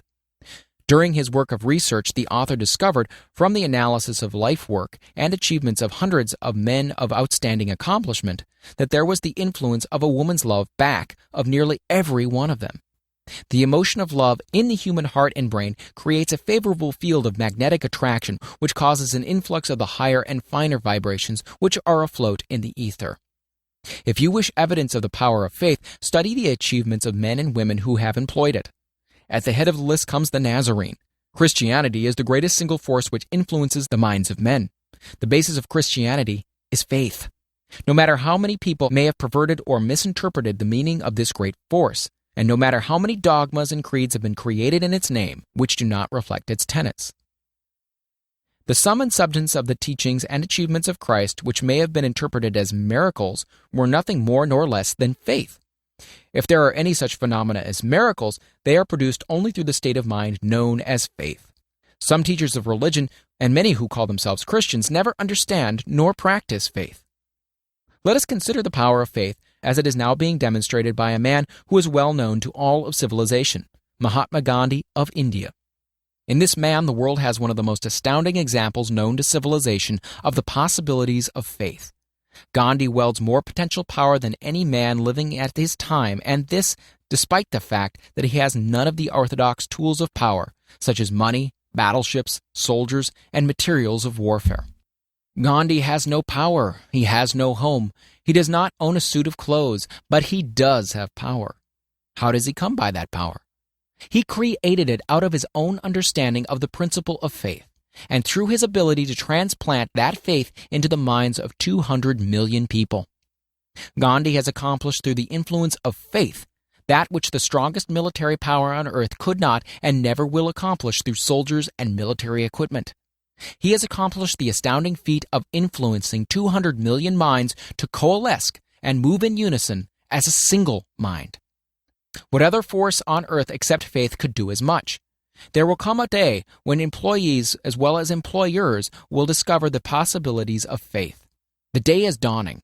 The whole world has had ample opportunity during the recent business depression to witness what the lack of faith will do to business. Surely civilization has produced a sufficient number of intelligent human beings to make use of this great lesson which the depression has taught the world. During this depression, the world had evidence in abundance that widespread fear will paralyze the wheels of industry and business. Out of this experience will arise leaders in business and industry who will profit by the example which Gandhi has set for the world, and they will apply to business the same tactics which he has used in building the greatest following known in the history of the world. These leaders will come from the rank and file of the unknown men who now labor in the steel plants, the coal mines, and automobile factories, and in small towns and cities of America. Business is due for a reform. Make no mistake about this. The methods of the past, based upon economic combinations of force and fear, will be supplanted by the better principles of faith and cooperation. Men who labor will receive more than daily wages. They will receive dividends from business, the same as others who supply the capital for business. But first, they must give more to their employers and stop this bickering and bargaining by force at the expense of the public. They must earn the right to dividends. Moreover, and this is the most important thing of all, they will be led by leaders who will understand and apply the principles employed by Mahatma Gandhi. Only in this way may leaders get from their followers the spirit of full cooperation which constitutes power in its highest and most enduring form. This stupendous machine age in which we live and from which we are just emerging has taken the soul out of men. Its leaders have driven men as though they were pieces of cold machinery. They were forced to do so by the employers who have bargained at the expense of all concerned to get and not to give.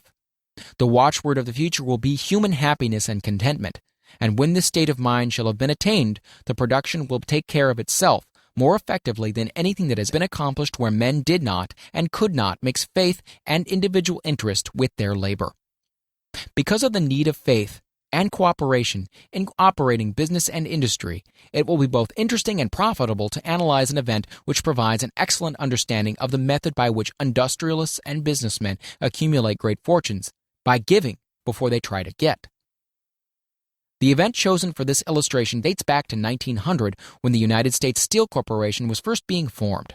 As you read the story, keep in mind these fundamental facts and you will understand how ideas have been converted into huge fortunes. First, the huge United States Steel Corporation was born in the mind of Charles M. Schwab in the form of an idea he created through his imagination. Second, he mixed faith with this idea. Third, he formulated a plan for the transformation of his idea into physical and financial reality. Fourth, he put his plan into action with his famous speech at the University Club. Fifth, he applied and followed through on his plan with persistence and backed it with a firm decision until it had been fully carried out. Sixth, he prepared the way for success by a burning desire for success. If you are one of those who have often wondered how great fortunes are accumulated, this story of the creation of the United States Steel Corporation will be enlightening. If you have any doubt that men can think and grow rich, this story should dispel that doubt because you can plainly see in the story of the United States Steel the application of a major portion of the 13 principles described in this book. This astounding description of the power of an idea was dramatically told by John Lowell in the New York World Telegram, with whose courtesy it is here reprinted. A pretty after-dinner speech for $1 billion. When, on the evening of December 12, 1900, some 80 of the nation's financial nobility gathered in the banquet hall of the University Club on Fifth Avenue to do honor to a young man from out of the West, not half a dozen of the guests realized they were witness to the most significant episode in American industrial history. J. Edward Simmons and Charles Stewart Smith, their hearts full of gratitude for the lavish hospitality bestowed on them by Charles M. Schwab during a recent visit to Pittsburgh, had arranged the dinner to introduce the 38-year-old steel man to Eastern banking society. But they didn't expect him to stampede the convention. They warned him, in fact, that the bosoms within New York's stuffed shirts would not be so responsive to oratory, and that, if he didn't want to bore the Stilhanens and the Harrimans and the Vanderbilts, he had better limit himself to 15 or 20 minutes of polite vaporings and let it go at that. Even John Pierpont Morgan, sitting on the right hand of Schwab, as became his imperial dignity, intended to grace the banquet table with his presence only briefly. And so far as the press and public were concerned, the whole affair was of so little moment that no mention of it found its way into print the next day. So the two hosts and their distinguished guests ate their way through the usual 7 or 8 courses. There was little conversation, and what there was of it was restrained. Few of the bankers and brokers had met Schwab, whose career had flowered along the banks of the Monongahela, and none knew him well.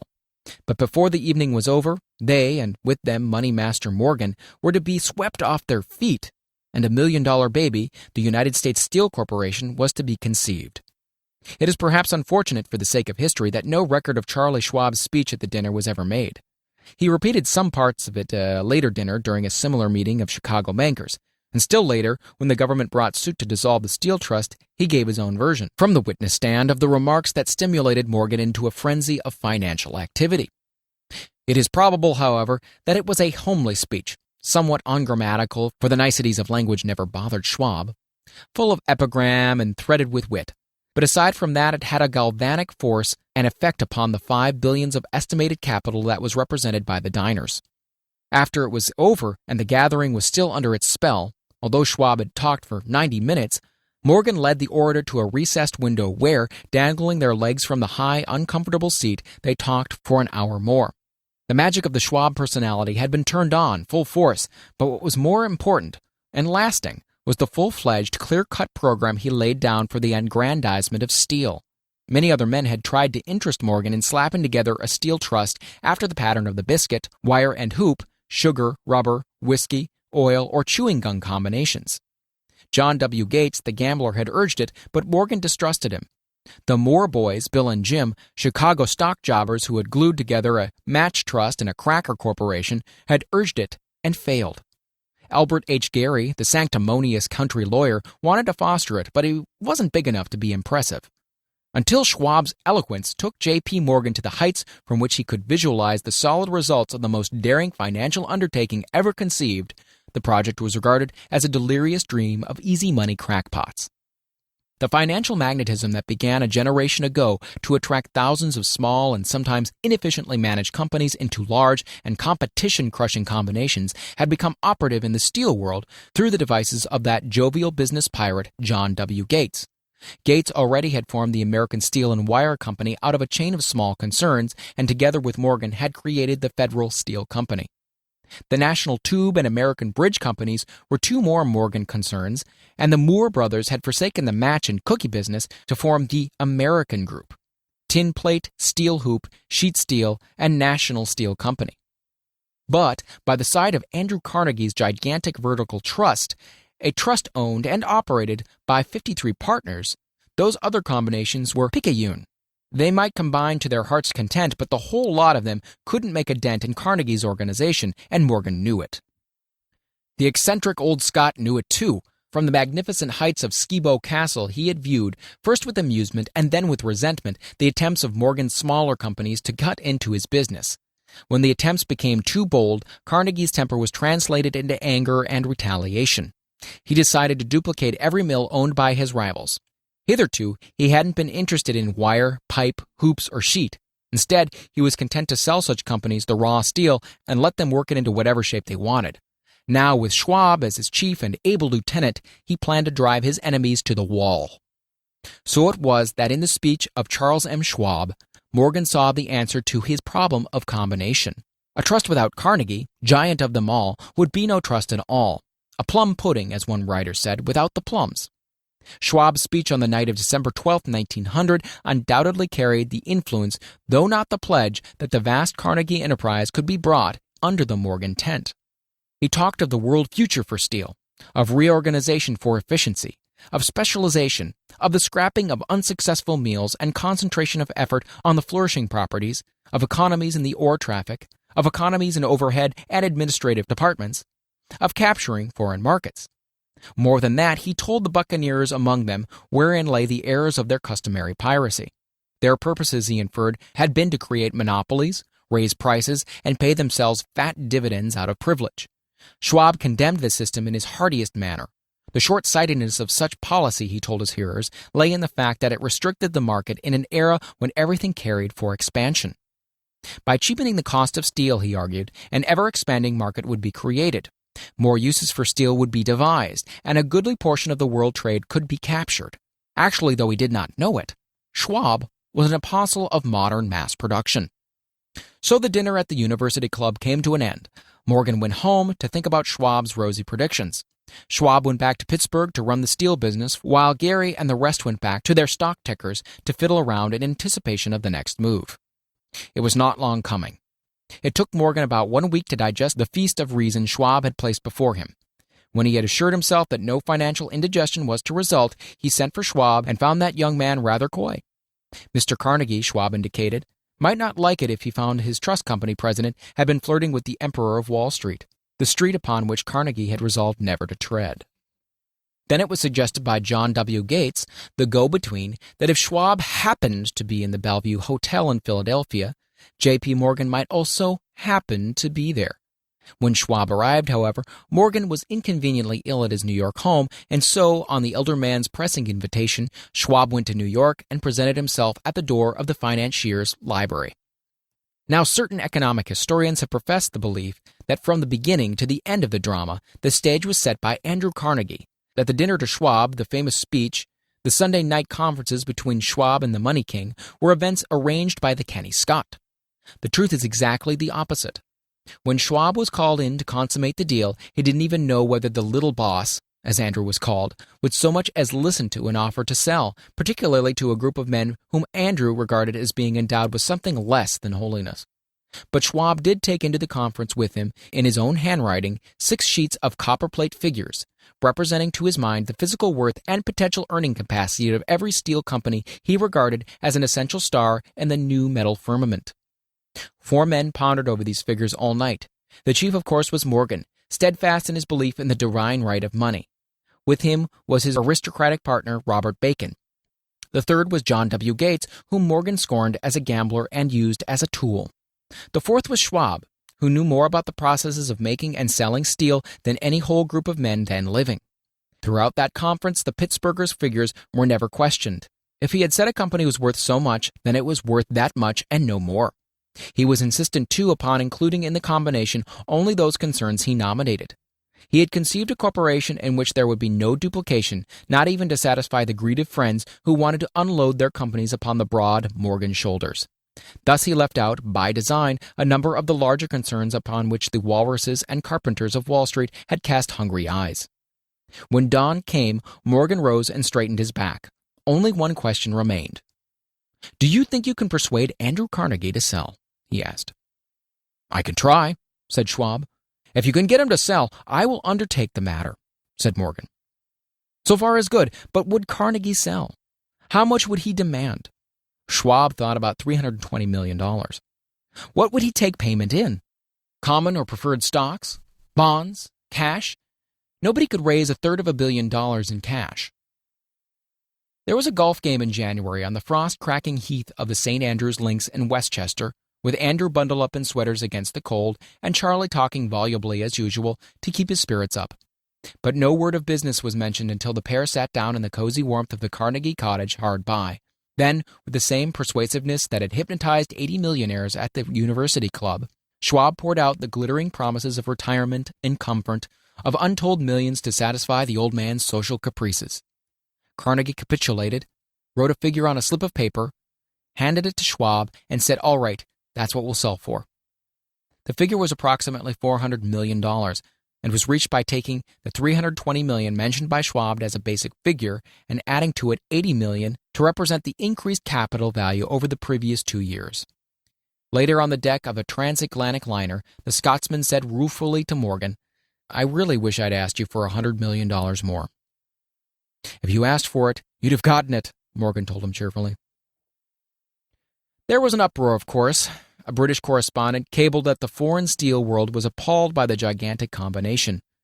President Hadley of Yale declared that unless trusts were regulated, the country might expect an emperor in Washington within the next 25 years. But that able stock manipulator, Keene, went at his work of shoving the new stock at the public so vigorously that all the excess water, estimated by some at nearly $600 million, was absorbed in a twinkling. So, Carnegie had his millions, and Morgan Syndicate had $62 million for all its trouble. And all the boys from Gates to Gary had their millions. The 38-year-old Schwab had his reward. He was made president of the new corporation and remained in control until 1930. The dramatic story of Big Business, which you have just finished, was included in this book because it is a perfect illustration of the method by which desire can be transmuted into its physical equivalent. I imagine some readers will question the statement that a mere intangible desire can be converted into its physical equivalent. Doubtless some will say, you cannot convert nothing into something. The answer is in the story of United States Steel. That giant organization was created in the mind of one man. The plan by which the organization was provided with the steel mills that gave it financial stability was created in the mind of the same man. His faith, his desire, his imagination, his persistence were the real ingredients that went into United States Steel. The steel mills and mechanical equipment acquired by the corporation after it had been brought into legal existence were incidental, but careful analysis will disclose the fact that the appraised value of the properties acquired by the corporation increased in value by an estimated $600 million just by the mere transaction which consolidated them into one management. In other words, Charles M. Schwab's idea, plus the faith with which he conveyed it in the minds of J.P. Morgan and the others, was marketed for a profit of approximately $600 million. That is not an insignificant sum for a single idea. What happened to some of the men who took their share of the millions of dollars of profit made by this transaction is a matter with which we are not now concerned. The important feature of the astounding achievement is that it serves as unquestionable evidence of the soundness of the philosophy described in this book, because this philosophy was the warp and the woof of the entire transaction. Moreover, the practicability of the philosophy has been established by the fact that the United States Steel Corporation prospered and became one of the richest and most powerful corporations in America, employing thousands of people, developing new uses for steel, and opening new markets, thus proving that the $600 million in profit which the Schwab idea produced was earned. Riches begin in the form of thought. The amount is limited only by the persons in whose mind the thought is put into motion. Faith removes limitations. Remember this when you are ready to bargain with life for whatever it is that you ask as your price for having passed this way. Remember also that the man who created the United States Steel Corporation was practically unknown at the time. He was merely Andrew Carnegie's Man Friday until he gave birth to his famous idea.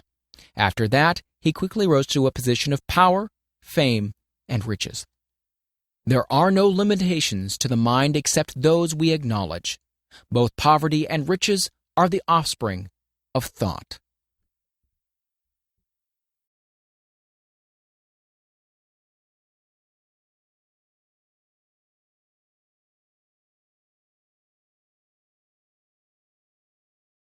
Chapter 4. Autosuggestion, the medium for influencing the subconscious mind. The third step towards riches. Autosuggestion is a term which applies to all suggestions, and all self-administered stimuli which reach one's mind through the five senses. Stated in another way, autosuggestion is self-suggestion. It is the agency of communication between that part of the mind where conscious thought takes place and that which serves as the seat of action for the subconscious mind. Through the dominating thoughts which one permits to remain in the conscious mind, whether these thoughts be negative or positive is immaterial, the principle of autosuggestion voluntarily reaches the subconscious mind and influences it with these thoughts. No thought, whether it be negative or positive, can enter the subconscious mind without the aid of the principle of autosuggestion, with the exception of thoughts picked up from the ether. Stated differently, all sense impressions, which are perceived through the five senses, are stopped by the conscious thinking mind, and may be either passed on to the subconscious mind or rejected at will. The conscious faculty serves, therefore, as an outer guard to the approach of the subconscious. Nature has so built man that he has absolute control over the material which reaches his subconscious mind through his five senses, although this is not meant to be construed as a statement that man always exercises this control. In the great majority of instances, he does not exercise it, which explains why so many people go through life in poverty. Recall what has been said about the subconscious mind resembling a fertile garden spot, in which weeds will grow in abundance if the seeds of more desirable crops are not sown therein.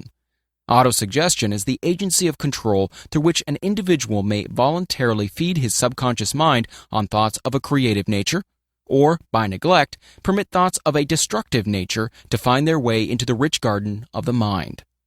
You were instructed in the last of the 6 steps described in the chapter on desire to read aloud twice daily the written statement of your desire for money, and to see and feel yourself already in possession of the money. By following these instructions, you communicate the object of your desire directly to your subconscious mind in a spirit of absolute faith. Through repetition of this procedure, you voluntarily create thought habits which are favorable to your efforts to transmute desire into its monetary equivalent. Go back to these 6 steps described in Chapter 2 and read them again very carefully before you proceed further. Then, when you come to it, read very carefully the 4 instructions for the organization of your master mind group, described in the chapter on organized planning. By comparing these 2 sets of instructions with that which has been stated on autosuggestion, you, of course, will see that the instructions involve the application of the principle of autosuggestion. Remember, therefore, when reading aloud the statement of your desire, through which you are endeavoring to develop a money consciousness, that the mere reading of the words is of no consequence unless you mix emotion or feeling with your words. If you repeat 1,000,000 times the famous Emile Coué formula, day by day and every way I'm getting better and better, without mixing emotion and faith with your words, you will experience no desirable results. Your subconscious mind recognizes and acts upon only thoughts which have been well mixed with the emotion or feeling. This is a fact of such importance as to warrant repetition in practically every chapter, because the lack of understanding of this is the main reason the majority of people who try to apply the principle of autosuggestion get no desirable results. Plain, unemotional words do not influence the subconscious mind. You will get no appreciable results until you learn to reach your subconscious mind with thoughts or spoken words which have been well emblazoned with belief. Do not be discouraged if you cannot control and direct your emotions the first time you try to do so. Remember, there is no such possibility as something for nothing. Ability to reach and influence your subconscious mind has its price, and you must pay that price. You cannot cheat, even if you desire to do so. The price of ability to influence your subconscious mind is everlasting persistence in applying the principles described here. You cannot develop the desired ability for a lower price. You and you alone must decide whether or not the reward for which you are striving, the money consciousness, is worth the price you must pay for it in effort. Wisdom and cleverness alone will not attract and retain money except in very rare instances where the law of averages favors the attraction of money through these sources. The method of attracting money described here does not depend upon the law of averages. Moreover, the method plays no favorites. It will work for one person as effectively as it will for another. Where failure is experienced, it is the individual, not the method, which has failed. If you try and fail, make another effort and still another until you succeed. Your ability to use the principle of autosuggestion will depend very largely upon your capacity to concentrate upon a given desire until the desire becomes a burning obsession. When you begin to carry out the instructions in connection with the 6 steps described in the 2nd chapter, it will be necessary for you to make use of the principle of concentration. Let us here offer suggestions for the effective use of concentration. When you begin to carry out the first of the 6 steps, which instructs you to fix in your mind the exact amount of money you desire, hold your thoughts on that amount of money by concentration, or fixation of attention, with your eyes closed until you can actually see the physical appearance of the money. Do this at least once each day. As you go through these exercises, follow the instructions given in the chapter on faith, and see yourself actually in possession of the money. Here is the most significant fact. The subconscious mind takes any orders given it in a spirit of absolute faith and acts upon those orders, although the orders often have to be presented over and over again through repetition before they are interpreted by the subconscious mind. Following the preceding statement, consider the possibility of playing a perfectly legitimate trick on your subconscious mind by making it believe, because you believe it, that you must have the amount of money you are visualizing, that this money is already awaiting your claim, that the subconscious mind must hand over to you practical plans for acquiring the money which is yours. Hand over the thought suggested in the preceding paragraph to your imagination and see what your imagination can or will do to create practical plans for the accumulation of money through transmutation of your desire.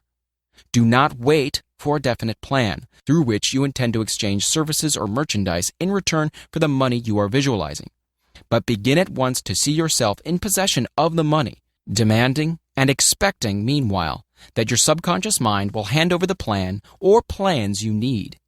Be on the alert for these plans, and when they appear, put them into action immediately. When the plans appear, they will probably flash into your mind through the 6th sense in the form of an inspiration. This inspiration may be considered a direct telegram or message from infinite intelligence. Treat it with respect and act upon it as soon as you receive it. Failure to do this will be fatal to your success. In the 4th of the 6 steps, you were instructed to create a definite plan for the carrying out your desire and begin at once to put this plan into action. You should follow this instruction in the manner described in the preceding paragraph. Do not trust to your reason when creating your plan for accumulating money through the transmutation of desire. Your reason is faulty. Moreover, your reasoning faculty may be lazy, and if you depend entirely upon it to serve you, it may disappoint you. When visualizing the money you intend to accumulate with closed eyes, see yourself rendering the service or delivering the merchandise you intend to give in return for this money. This is important. Summary of instructions. The fact that you are reading this book is an indication that you earnestly seek knowledge. It is also an indication that you are a student of this subject. If you are only a student, there is a chance that you may learn much that you did not know, but you will learn only by assuming an attitude of humility. If you choose to follow some of the instructions, but neglect or refuse to follow others, you will fail. To get satisfactory results, you must follow all instructions in a spirit of faith. The instructions given in connection with the 6 steps in the 2nd chapter will now be summarized and blended with principles covered by this chapter as follows. First, go into some quiet spot, preferably in bed at night, where you will not be disturbed or interrupted. Close your eyes and repeat aloud, so you may hear your own words, the written statement of the amount of money you intend to accumulate, the time limit for its accumulation, and a description of the service or merchandise you intend to give in return for the money. As you carry out these instructions, see yourself already in possession of the money. For example, suppose that you intend to accumulate $50,000 by the 1st of January 5 years hence, that you intend to give personal service in return for the money in the capacity of a salesman. Your written statement of your purpose should be similar to the following. By the 1st day of January, such and such year, I will have in my possession $50,000, which will come to me in various amounts from time to time during the interim. In return for this money, I will give the most efficient service of what I am capable, rendering the fullest possible quantity, and the best possible quality of service in the capacity of salesman of describe the service or merchandise you intend to sell. I believe that I will have this money in my possession. My faith is so strong that I can now see this money before my eyes. I can touch it with my hands. It is now awaiting transfer to me at the time and in the proportion that I deliver the service I intend to render in return for it. I am awaiting a plan by which to accumulate this money, and I will follow that plan when it is received. Second, repeat this program night and morning until you can see, in your imagination, the money you intend to accumulate. Third, place a written copy of your statement where you can see it night and morning, and read it before retiring and upon arising until it has been memorized. Remember, as you carry out these instructions, that you are applying the principle of autosuggestion for the purpose of giving orders to your subconscious mind. Remember also that your subconscious mind will act only upon instructions that are emotionalized and handed over to it with feeling. Faith is the strongest and most productive of the emotions. Follow the instructions given in the chapter on faith. These instructions may at first seem abstract. Do not let this disturb you.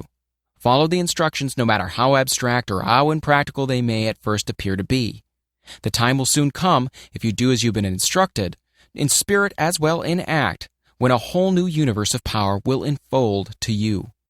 Skepticism in connection with all new ideas is characteristic of all human beings.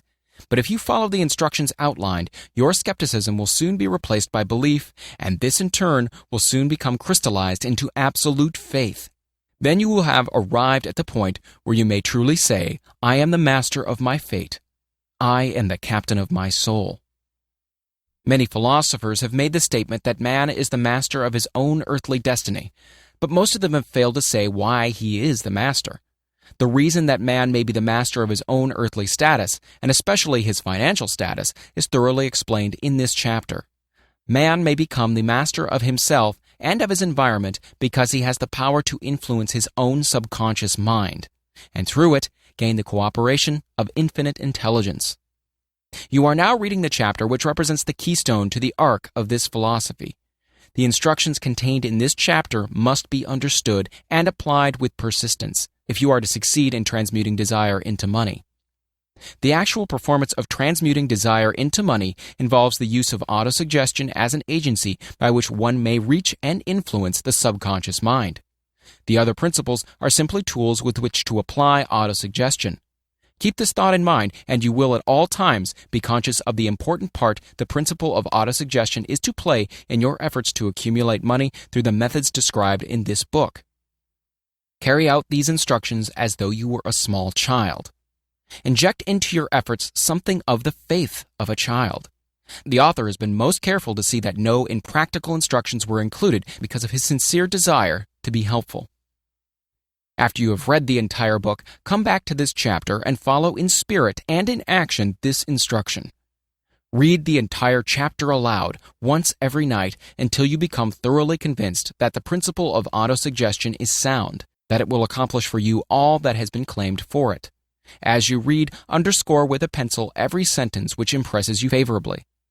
Follow the foregoing instruction to the letter, and it will open the way for complete understanding and mastery of the principles of success. Chapter 5. Specialized knowledge, personal experience or observations. The fourth step toward riches. There are two kinds of knowledge. One is general, the other specialized. General knowledge, no matter how great in quantity or variety it may be, is of but little use in the accumulation of money. The faculties of the great universities possess, in aggregate, practically every form of general knowledge known to civilization. Most of the professors have but little or no money. They specialize on teaching knowledge, but they do not specialize on the organization or the use of knowledge. Knowledge will not attract money unless it is organized and intelligently directed through practical plans of action to the definite end of accumulation of money. Lack of understanding of this fact has been the source of confusion to millions of people who falsely believe that knowledge is power. It is nothing of the sort. Knowledge is only potential power. It becomes power only when, and if, it is organized into definite plans of action and directed to a definite end. This missing link in all systems of education known to civilization today may be found in the failure of educational institutions to teach their students how to organize and use knowledge after they acquire it. Many people make the mistake of assuming that because Henry Ford had but little schooling, he is not a man of education. Those who make this mistake do not know Henry Ford, nor do they understand the real meaning of the word educate. That word is derived from the Latin word educo, meaning to educe, to draw out, to develop from within. An educated man is not necessarily one who has an abundance of general or specialized knowledge. An educated man is one who has so developed the faculties of his mind that he may acquire anything he wants, or its equivalent, without violating the rights of others. Henry Ford comes well within the meaning of this definition. During the World War, a Chicago newspaper published certain editorials in which, among other statements, Henry Ford was called an ignorant pacifist. Mr. Ford objected to the statements and brought suit against the paper for libeling him. When the suit was tried in the courts, the attorneys for the paper pleaded justification and placed Mr. Ford himself on the witness stand for the purpose of proving to the jury that he was ignorant. The attorneys asked Mr. Ford a great variety of questions, all of them intended to prove, by his own evidence, that while he might possess considerable specialized knowledge pertaining to the manufacture of automobiles, he was in the main ignorant. Mr. Ford was plied with such questions as the following. Who was Benedict Arnold? And how many soldiers did the British send over to America to put down the rebellion of 1776? In answer to the last question, Mr. Ford replied, I do not know the exact number of soldiers the British sent over, but I have heard that it was a considerably larger number than ever went back. Finally, Mr. Ford became tired of this line of questioning, and in reply to a particularly offensive question, he leaned over, pointed his finger at the lawyer who asked the question, and said, If I should really want to answer the foolish question you have just asked, or any of the other questions you have just been asking me, let me remind you that I have a row of electric push buttons on my desk, and by pushing the right button, I can summon to my aid men who can answer any question I desire to ask concerning the business to which I am devoting most of my efforts. Now, will you kindly tell me, why should I clutter up my mind with general knowledge for the purpose of being able to answer questions when I have men around me who can supply any knowledge I require? There certainly was good logic to that reply. That answer floored the lawyer. Every person in the courtroom realized it was the answer, not of an ignorant man, but of a man of education. Any man is educated who knows where to get knowledge when he needs it, and how to organize that knowledge into definite plans of action. Through the assistance of his mastermind group, Henry Ford had at his command all the specialized knowledge he needed to enable him to become one of the wealthiest men in America. It was not essential that he have this knowledge in his own mind. Surely no person who has sufficient inclination and intelligence to read a book of this nature can possibly miss the significance of this illustration. Before you can be sure of your ability to transmute desire into its monetary equivalent, you will require specialized knowledge of the service, merchandise, or profession which you intend to offer in return for fortune. Perhaps you may need more specialized knowledge than you have the ability or the inclination to acquire. And if this should be true, you may bridge your weakness through the aid of your mastermind group. Andrew Carnegie stated that he personally knew nothing about the technical end of the steel business. Moreover, he did not particularly care to know anything about it. The specialized knowledge which he required for the manufacture and marketing of steel, he found available through the individual units of his mastermind group. The accumulation of great fortunes calls for power, and power is acquired through highly organized and intelligently directed specialized knowledge, but that knowledge does not necessarily have to be in the possession of the man who accumulates the fortune. The preceding paragraph should give hope and encouragement to the man with ambition to accumulate a fortune who has not possessed himself of the necessary education to supply such specialized knowledge as he may require.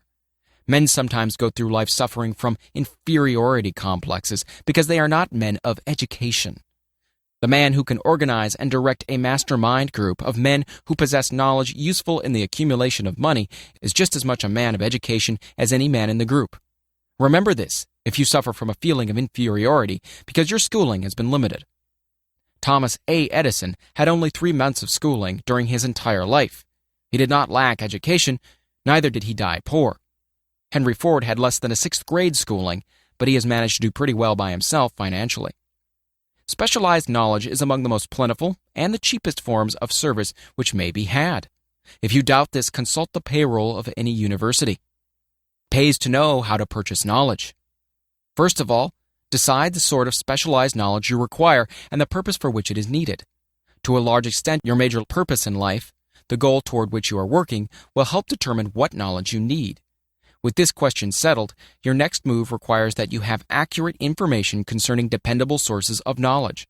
The more important of these are: A. One's own experience and education. B. Experience and education available through cooperation of others, the Mastermind Alliance. C. Colleges and universities.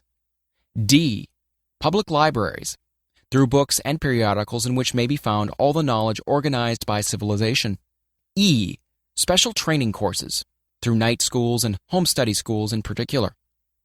As knowledge is acquired, it must be organized and put into use for a definite purpose through practical plans. Knowledge has no value except that which can be gained from its application toward some worthy end. This is one reason why college degrees are not valued more highly. They represent nothing but miscellaneous knowledge. If you contemplate taking additional schooling, first determine the purpose for which you want the knowledge you are seeking, then learn where this particular sort of knowledge can be obtained from reliable sources. Successful men in all callings never stop acquiring specialized knowledge related to their major purpose, business, or profession. Those who are not successful usually make the mistake of believing that the knowledge acquiring period ends when one finishes school. The truth is that schooling does but little more than to put one in the way of learning how to acquire practical knowledge. With this changed world, which began at the end of the economic collapse, came also astounding changes in educational requirements. The order of the day is specialization. This truth was emphasized by Robert P. Moore, Secretary of Appointments of Columbia University.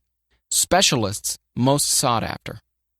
Particularly sought after by employing companies are candidates who have specialized in some field business school, graduates with training in accounting and statistics, engineers of all varieties, journalists, architects, chemists, and also outstanding leaders and activity men of the senior class. The man who has been active on the campus, whose personality is such that he gets along with all kinds of people and who has done an adequate job with his studies, has a most decided edge over the strictly academic student. Some of these, because of their all-around qualifications, have received several offers of positions, a few of them as many as 6. In departing from the conception that the straight-A student was invariably the one to get the choice of the better jobs, Mr. Moore said that most companies look not only to academic records but to activity records and personalities of the students. One of the largest industrial companies, the leader in its field, in writing to Mr. Moore concerning prospective seniors at the college, said, "We're interested primarily in finding men who can make exceptional progress in management work. For this reason, we emphasize qualities of character, intelligence, and personality far more than specific educational background." Apprenticeship proposed. Proposing a system of apprenticing students in offices, stores, and industrial occupations during the summer vacation, Mr. Moore asserts that after the first 2 or 3 years of college, every student should be asked to choose a definite future course and to call a halt if he has been merely pleasantly drifting without purpose through an unspecialized academic curriculum.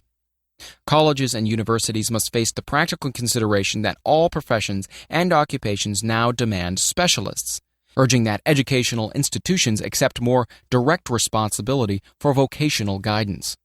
One of the most reliable and practical sources of knowledge available to those who need specialized schooling is the night schools operated in most large cities. The correspondence schools give specialized training anywhere the U.S. mails go, on all subjects that can be taught by the extension method. One advantage of home study training is the flexibility of the study program, which permits one to study during spare time. Another stupendous advantage of home study training, if the school is carefully chosen, is the fact that most courses afforded by home study schools carry with them generous privileges of consultation, which can be of priceless value to those needing specialized knowledge. No matter where you live, you can share the benefits. Anything acquired without effort and without cost is generally unappreciated, often discredited. Perhaps this is why we get so little from our marvelous opportunity in public schools. The self-discipline, one receives from a definite program of specialized study makes up to some extent for the wasted opportunity when knowledge has been available without cost. Correspondence schools are highly organized business institutions. Their tuition fees are so low that they are forced to insist upon prompt payments. Being asked to pay, whether the student makes good grades or poor, has the effect of causing one to follow through with the course when he would otherwise drop it. The correspondence schools have not stressed this point sufficiently, for the truth is that their collection departments constitute the very finest sort of training on decision, promptness, action, and the habit of finishing that which one begins. I learned this from experience more than 25 years ago. I enrolled for a home study course in advertising. After completing 8 or 10 lessons, I stopped studying, but the school did not stop sending me bills. Moreover, it insisted upon payment, whether I kept up my studies or not. I decided that if I had to pay for the course, which I had legally obligated myself to do, I should complete the lessons and get my money's worth. I felt at first at the time that the collection system of the school was somewhat too well organized, but I learned later in life that it was a valuable part of my training for which no charge had been made. Being forced to pay, I went ahead and completed the course. Later in life, I discovered that the efficient collection system of that school had been worth much in the form of money earned because of the training in advertising I had so reluctantly taken. We have in this country what is said to be the greatest public school system in the world. We have invested fabulous sums for fine buildings. We have provided convenient transportation for children living in rural districts so they may attend the best schools. But there is one astounding weakness to this marvelous system. It is free. One of the strange things about human beings is that they value only that which has a price. The free schools of America and the free public libraries do not impress people because they are free. This is the major reason why so many people find it necessary to acquire additional training after they quit school and go to work. It is also one of the major reasons why employers give greater consideration to employees who take home study courses. They have learned from experience that any person who has the ambition to give up a part of his spare time to studying at home has in him those qualities which make for leadership. This recognition is not a charitable gesture, it is a sound business judgment upon the part of the employers. There is one weakness in people for which there is no remedy. It is the universal weakness of lack of ambition. Persons, especially salaried people, who schedule their spare time to provide for home study seldom remain at the bottom very long. Their action opens the way for the upward climb, removes many obstacles from their path, and gains the friendly interest of those who have the power to put them in the way of opportunity. The home study method of training is especially suited to the needs of employed people who find after leaving school that they must acquire additional specialized knowledge but cannot spare the time to go back to school. The changed economic conditions prevailing since the Depression have made it necessary for thousands of people to find additional or new sources of income. For the majority of these, the solution to their problem may be found only by acquiring specialized knowledge. Many will be forced to change their occupations entirely.